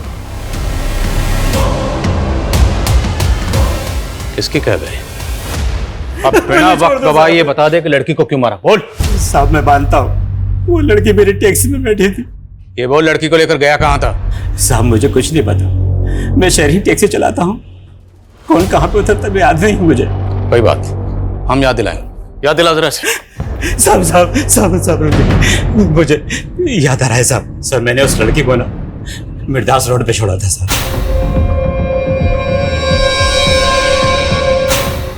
कितने बजे होंगे तब? सर उस वक्त 8 बजे होंगे। उस रात गाड़ी में और कितनी सवारियां थी? सर उस लड़की के अलावा 3 सवारियां और थी। कौन थी वो 3 सवारियां? सर मैं पहचानते नहीं उनको, शहरी टैक्सी चलाता हूँ ना, अलग अलग जगह से चढ़ी थी। वो सवारियां उतरी कहाँ थी ये तो याद होगा? साहब वो पहली सवारी तो कीर्ति नगर उतरी थी और दूसरी वृंदापुर और तीसरी मालवीपुर उतरी थी सर। वो लड़की रागिनी हर रोज नंदी चौक से अपने घर सरगुनपेट जाने के लिए शेयरिंग ट्रांसपोर्ट लेती थी, तो वो मिर्दास रोड क्यों जाएगी? अब वो मुझे नहीं पता साहब। कोई बात नहीं, हम पता लगा लेंगे। इसकी टैक्सी का फोरेंसिक करवा। सर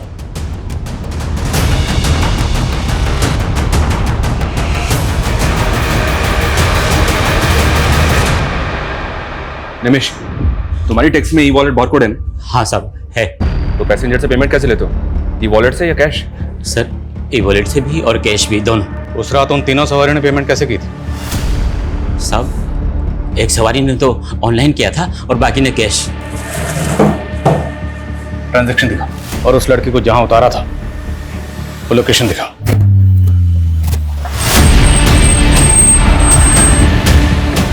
चलो उतरो। हाँ साहब यही वो जगह है, यही उतारा था मैंने उस लड़की को।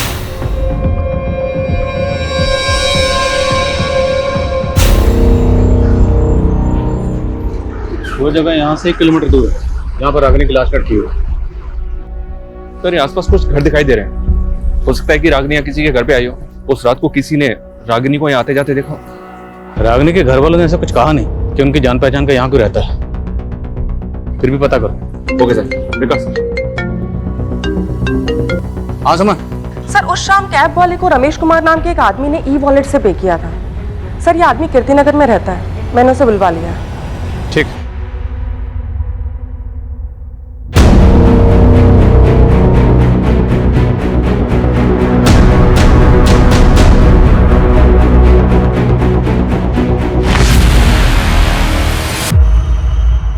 हाँ सर, कल ये कैब में थी, पिछली सीट पे बैठी हुई थी। तुमने इस लड़की के साथ कहाँ तक ट्रैवल किया था? शायद मिर्दास रोड। इस लड़की, तुम्हारे और टैक्सी ड्राइवर के अलावा टैक्सी में और कितने लोग थे? सर 2 जन और थे, एक अंकल थे बहुत बुजुर्ग, बार बार खांस रहे थे, और सर एक लड़का था यंग। कौन थे वो दोनों, जानते हो? नहीं सर, मैं नहीं जानता। वो दोनों एक दूसरे को जानते? सर ऐसा देख के तो नहीं लगा, पर वो लड़का बहुत जल्दी में था सर, उसे किसी फंक्शन में जाने के लिए बोल रहा था वो। आखिर मेरे भतीजे का पुण्य पूजन है, आज तो जम के नाचना है। कैब ड्राइवर ने बताया कि वो जो लड़का मालवीपुर में उतरा था, उसे वहाँ किसी कुआं पूजन में जाना था। मालवीपुर में जितने भी बैंक्वेट हॉल, पार्टी हॉल हैं, सब जगह पता करो कि वो कुआं पूजन फंक्शन कहाँ था।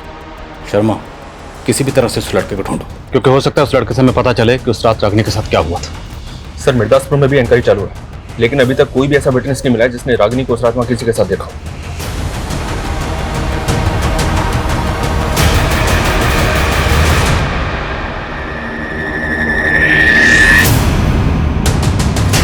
सर रागिनी के घर से फोन था, उसकी फैमिली आपसे मिलना चाहती है।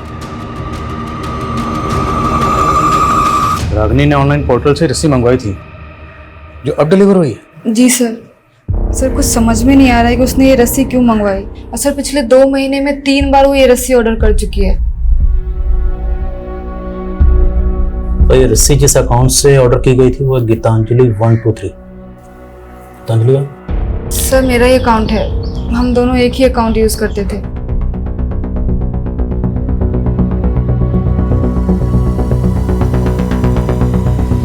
ये ठीक वैसी रस्सी है जिस रस्सी पर रागिनी की लाश लटकी हुई थी।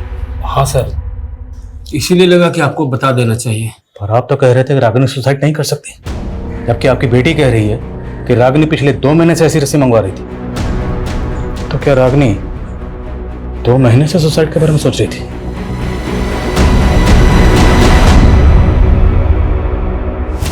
सर अब तो मुझे फैमिली वालों पे ही डाउट हो रहा है। कहीं ऐसा तो नहीं कि उन्हें पता हो रागिनी ने किस वजह से सुसाइड किया है और वो हमें गोल गोल घुमा रहे हैं। अगर घर वाले वाकई कुछ छुपा रहे हैं तो फिर इस केस की कहानी कुछ और है। क्या ऐसा हो सकता है सर कि रागिनी के घर वाले पिछले 2 महीने से रागिनी को मारने की प्लानिंग कर रहे थे? ऑनलाइन रस्सी मंगाना उनकी प्लानिंग का हिस्सा हो? सर रस्सी उसकी बड़ी बहन के अकाउंट से मंगाई गई है।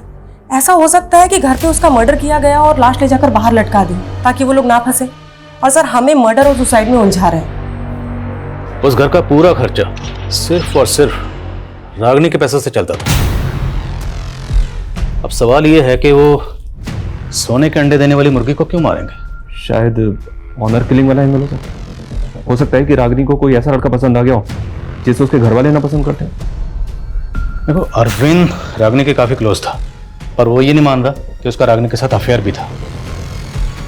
तो क्या ये मुमकिन है कि रागिनी किसी और लड़के को मिलने के लिए मिर्दासपुर गई? लेकिन सर मिर्दासपुर में कुछ नहीं मिल रहा है। रागिनी के सोशल मीडिया अकाउंट्स चेक करो, क्योंकि इस रस्सी ने इस केस को और भी उलझा दिया है। लेकिन रागिनी की मौत का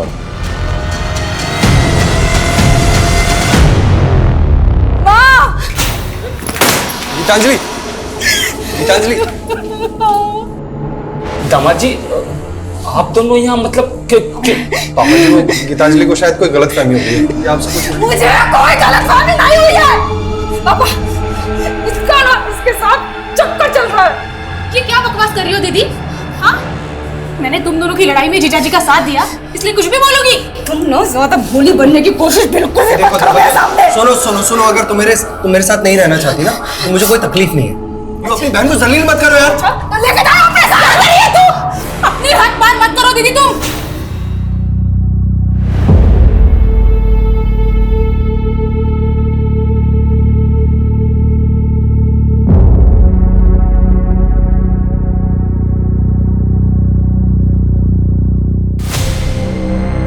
गीतांजलि कहीं तू हमसे कुछ छुपा तो नहीं रही है ना? रागिनी हमेशा तेरे और दामाद जी के झगड़ों के बीच में पीसती रही, कहीं इस बार भी? इस तो मैं रही थी माँ उन दोनों के बीच में। और अगर आपको अपनी इज्जत की परवाह नहीं है ना तो जाके पुलिस को बता दीजिए कि उसका चक्कर चल रहा था मेरे पति के साथ। मैं भी यही चाहती हूँ कि पुलिस उसको उठा के लेके जाए, उसको भी कूटे।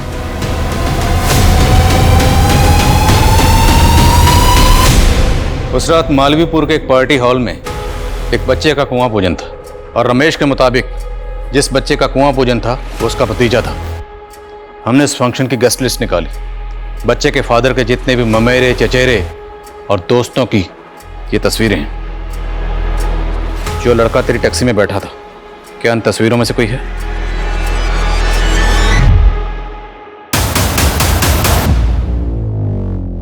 सर वो लड़की मालवीपुर के पहले ही कहीं उतर गई थी।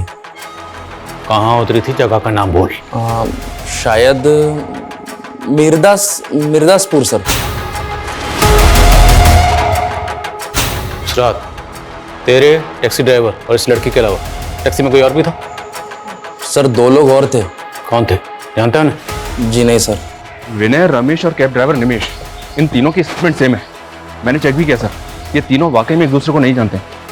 हो सकता है तीनों सच बोल रहे हैं। इन तीनों के अलावा उस रात कैब में एक बंदा और था जो वृंदा पर उतरा था। वो बंदा कौन था? उसका बयान लेना भी जरूरी है। उसका स्केच बनवाओ इन तीनों से। Okay sir. सर उस शाम रागिनी की कलीग दिलीप का नंबर नंदी चौक में एक्टिव था और सर उसके पास बिल्कुल उसी मॉडल की बाइक है जिसके बारे में चाय वाले ने जिक्र किया था। वो मैंने उसको लिफ्ट दी थी सर, लेकिन मैंने उसको नंदी चौक उतार दिया था। वही तो पूछ रहा हूँ, पहले क्यों नहीं बताया? प्लान क्या था? कैसा प्लान सर? आप बेकार में शक कर रहे हैं मुझ पर। मैं तो खुद गिल्ट में हूँ कि मैंने उस दिन उसको घर तक नहीं छोड़ा। ये इमोशनल ड्रामा बंद कर, सच बोल। मैं सच कह रहा हूँ सर। मैं उसको घर तक ड्रॉप करता तो मुझे अपने घर जाने के लिए 15 किलोमीटर वापस आना पड़ता। इसलिए रागिनी ने ही मुझसे कहा कि मैं उसे नंदी चौक उतार दूँ। वो शेयरिंग कैब ले लेगी। ठीक है, जाओ।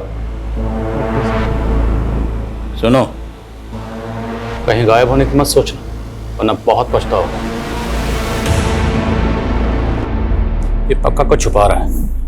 इसकी उस रात की एक एक एक्टिविटी पता करो। Okay sir.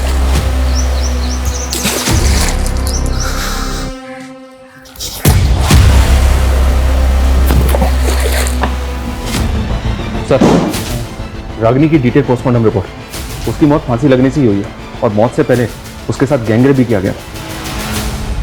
गैंगरेप? ये भी तो मुमकिन है कि जिन लोगों ने उसका गैंगरेप किया उन्हीं लोगों ने उसको मारा, रस्सी से बांधा और पेड़ पर लटका दिया। लेकिन वो रेपिस्ट है कहाँ? रेपिस्ट तो रेपिस्ट। हम तो अभी तक ये भी पता नहीं लगा पाए कि रागिनी मिर्दासपुर क्यों गई थी। आसमान सर, वृंदापुर में उस चौथे आदमी का स्केच आइडेंटिफाई हुआ है। मंजुल नाम है सर उसका। लाओ से। हाँ सर, वो लड़की थी उस कैब में और मिर्दासपुर उतरी थी। उस लड़की का गैंगरेप हुआ था और फिर मर्डर। अगर कुछ भी जानते हो तो बता दो। सर, मेरे बच्ची जैसी है वो। मैं खुद हैरान था कि इतनी रात को वो उतरी क्यों।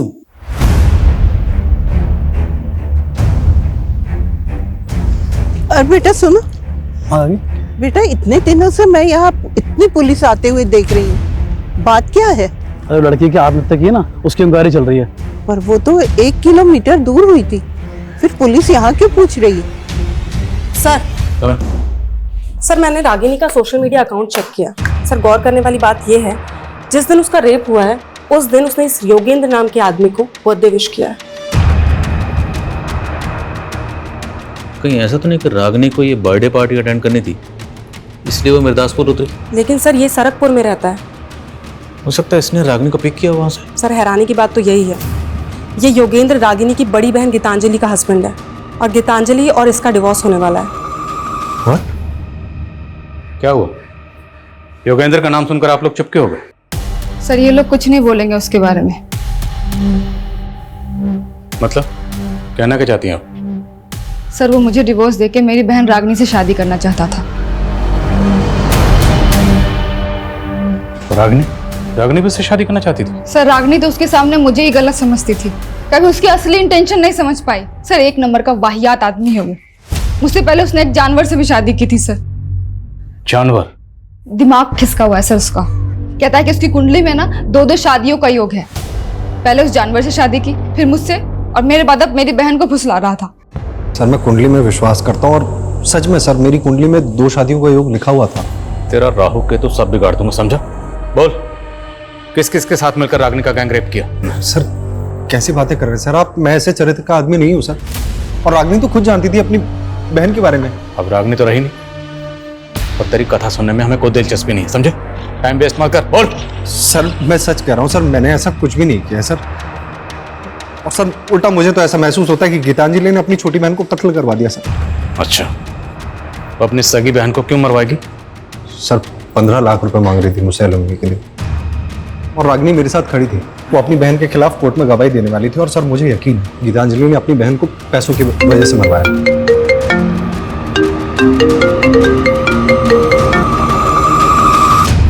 बोलो।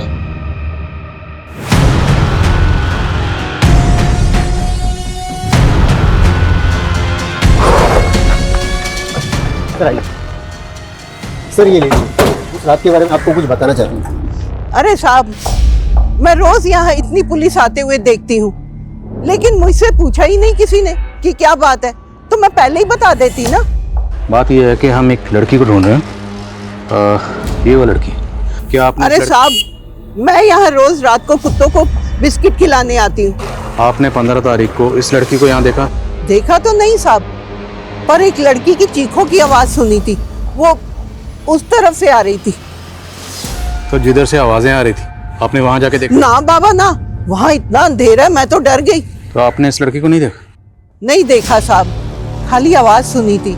लेकिन इन्होंने जिस डायरेक्शन से लड़की की चीखने की आवाज सुनी थी, टैक्सी ड्राइवर ने रागिनी को उधर ही उतारा था। सर, ये भी तो हो सकता है कि उसे अकेला देखकर किसी ने किडनैप कर लिया हो, फिर रेप करके मार दिया हो। मुमकिन है। इस एरिया के जितने भी उठाई गिरे शराबी जुआरी सबको लाइन अप करो। Okay sir. हाँ शर्मा। सर, दिलीप उस रात को घर नहीं गया था, बल्कि वो उसी रात को संतूरी लॉज में था। ये लॉज तो क्राइम सीन से महज 3-4 किलोमीटर दूर है। और एक बात सर, दिलीप के साथ रागिनी की बड़ी बहन गीतांजलि भी थी। बुलाओ दोनों को। तुम दोनों 9:30 बजे तक लॉज में थे, तो 10 बजे रागिनी का मर्डर हुआ। क्या प्लानिंग चल रही थी? एक्चुअली सर, हमारा अफेयर चल रहा था, इसलिए हम आपको सच नहीं बता पाए। तू 2 बार पहले भी झूठ बोल चुका। अब अगर झूठ बोला ना तो उल्टा लटकाऊंगा, समझे? बोलो। सर मैं अपनी बहन का मर्डर क्यों करवाऊंगी सर? सिर्फ हम ही नहीं, तेरा पति भी तुझे तेरी बहन का कातिल मानता है। सर झूठ बोल रहा है वो। और सर रागिनी का चक्कर उसके बॉस के साथ भी तो चल रहा था ना, वो भी तो करवा सकता है ना ये। बॉस क्या बकवास कर रहे हो इंस्पेक्टर? हमें तो यही पता चला कि आप इसलिए उसे प्रमोशन पे प्रमोशन दे रहे थे। प्रमोशन पे प्रमोशन मैं उसको इसलिए दे रहा था क्योंकि वो प्रमोशन के काबिल थी। और आपके पास कोई सबूत है मेरे खिलाफ? सर दिलीप ने बताया था। बोलो। सर मुझे तो विजेता ने बताया था। सर मैंने दिलीप से रागिनी और बॉस के बारे में कुछ भी नहीं कहा है। वो पता नहीं फिजूल में मुझे क्यों बदनाम कर रहा है। सर अभी तक हमारे पास इन सस्पेक्ट्स में से किसी के भी खिलाफ कोई स्ट्रॉन्ग प्रूफ नहीं। शर्मा, अभी तो सस्पेक्ट सामने आने शुरू हुए। इन सब की एक एक डिटेल पता करो। हम लोगों से कहीं ना कहीं कोई तो चूक हो रही है।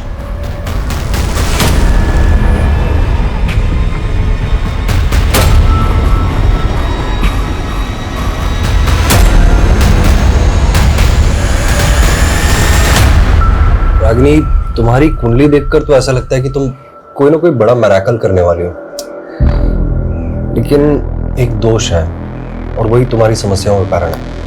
कैसा दोष? बड़ा भारी दोष है। सर हमने इन तीनों की बारीक से बारीक डिटेल निकाली है। निमेश के बारे में कुछ बातें पता चली है। कैसी बात है? ये वर्कहोलिक है सर, 3-3 शिफ्ट में टैक्सी चलाता था, लेकिन उस रात के बाद से ना तो इसने टैक्सी चलाई है और ना ही अपने मोहल्ले के बाहर निकला है। डरा हुआ है क्या? पता नहीं सर। और ये रमेश, ये भी ऑफिस नहीं गया था और ना ही विनय कॉलेज। ये तीनों के तीनों एक ही बयान दे रहे हैं। अब ये सच बोल रहे हैं या झूठ, ये पता लगाने का वक्त आ गया। साहब मैंने कुछ नहीं किया, मेरी तबीयत खराब थी साहब। दिमाग खराब मत कर, तेरी टांगे तोड़ दूंगा, समझे? रमेश, मंजुल और विनय सब बोल चुके हैं, अब तू बोल।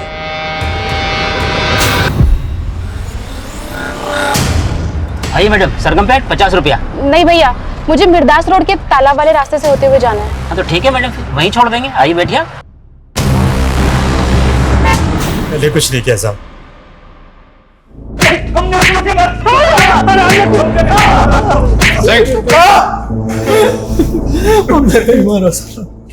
उन तीनों जानवरों ने उस मासूम को गिद्ध की तरह नोचा। तू, तेरी तो बेटे की उम्र की थी। रेफी ने क्या बल्कि उसको मार दिया? नहीं, हमने कुछ नहीं किया साहब, हमने तो उसको जिंदा छोड़ दिया था। हाँ सर, निवेश ने हमें उसके बाद हमारे घर छोड़ दिया था। सर हम वहां से गए तो वो जिंदा थी। सर सच में हमने उसे नहीं मारा। तुम्हें 7 मंगलवार ऐसे ही पानी में रस्सी को बहाना और फिर देखना तुम्हारी समस्या कैसे खत्म होती है। ये काला धागा, इसे हमेशा अपने हाथ में बांधे रखना है ना।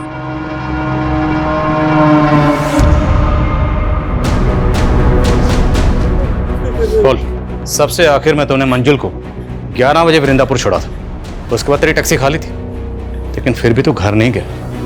तू घर गया सुबह, कहाँ था रात पर? बोल बोल, वरना रेप और मर्डर के चार्जेस लगाऊंगा तुझ पर। नहीं साहब, नहीं साहब, मैंने पहले रेप नहीं किया, पर वो लड़की मेरे दिमाग में बार बार घूम रही थी।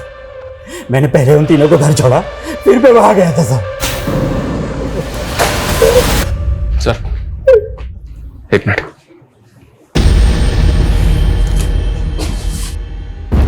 सर इस क्राइम का मोटिव कुछ और ही है। मैं उसे सबक सिखाना चाहता था।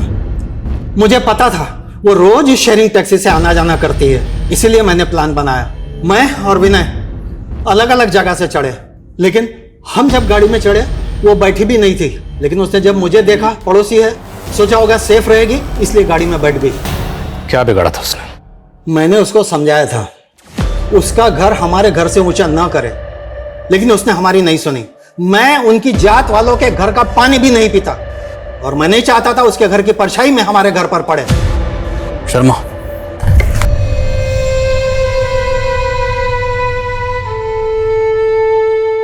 सर मैंने सुना है कि छोटे गांव कस्बों में लोग भेदभाव के चलते हुए बड़े बड़े गुनाह करते हैं, लेकिन रागिनी के साथ जो हुआ बहुत ही दर्दनाक था।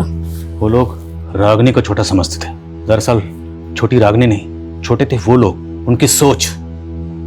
जिन्होंने रागिनी को सिर्फ इसलिए मार दिया ताकि रागिनी के घर की परछाई उनके घर पर ना पड़े। सिर्फ इसलिए एक मासूम की जान ले ली उन लोगों ने, जबकि उनकी खुद की परछाई उनसे शर्म खाती हो। जो लोग दूसरों को भेदभाव की नजर से देखते हैं ना, दरअसल समाज में वो विकृति पैदा करते हैं, और ऐसे ही लोग देश में अराजकता का माहौल पैदा करते हैं।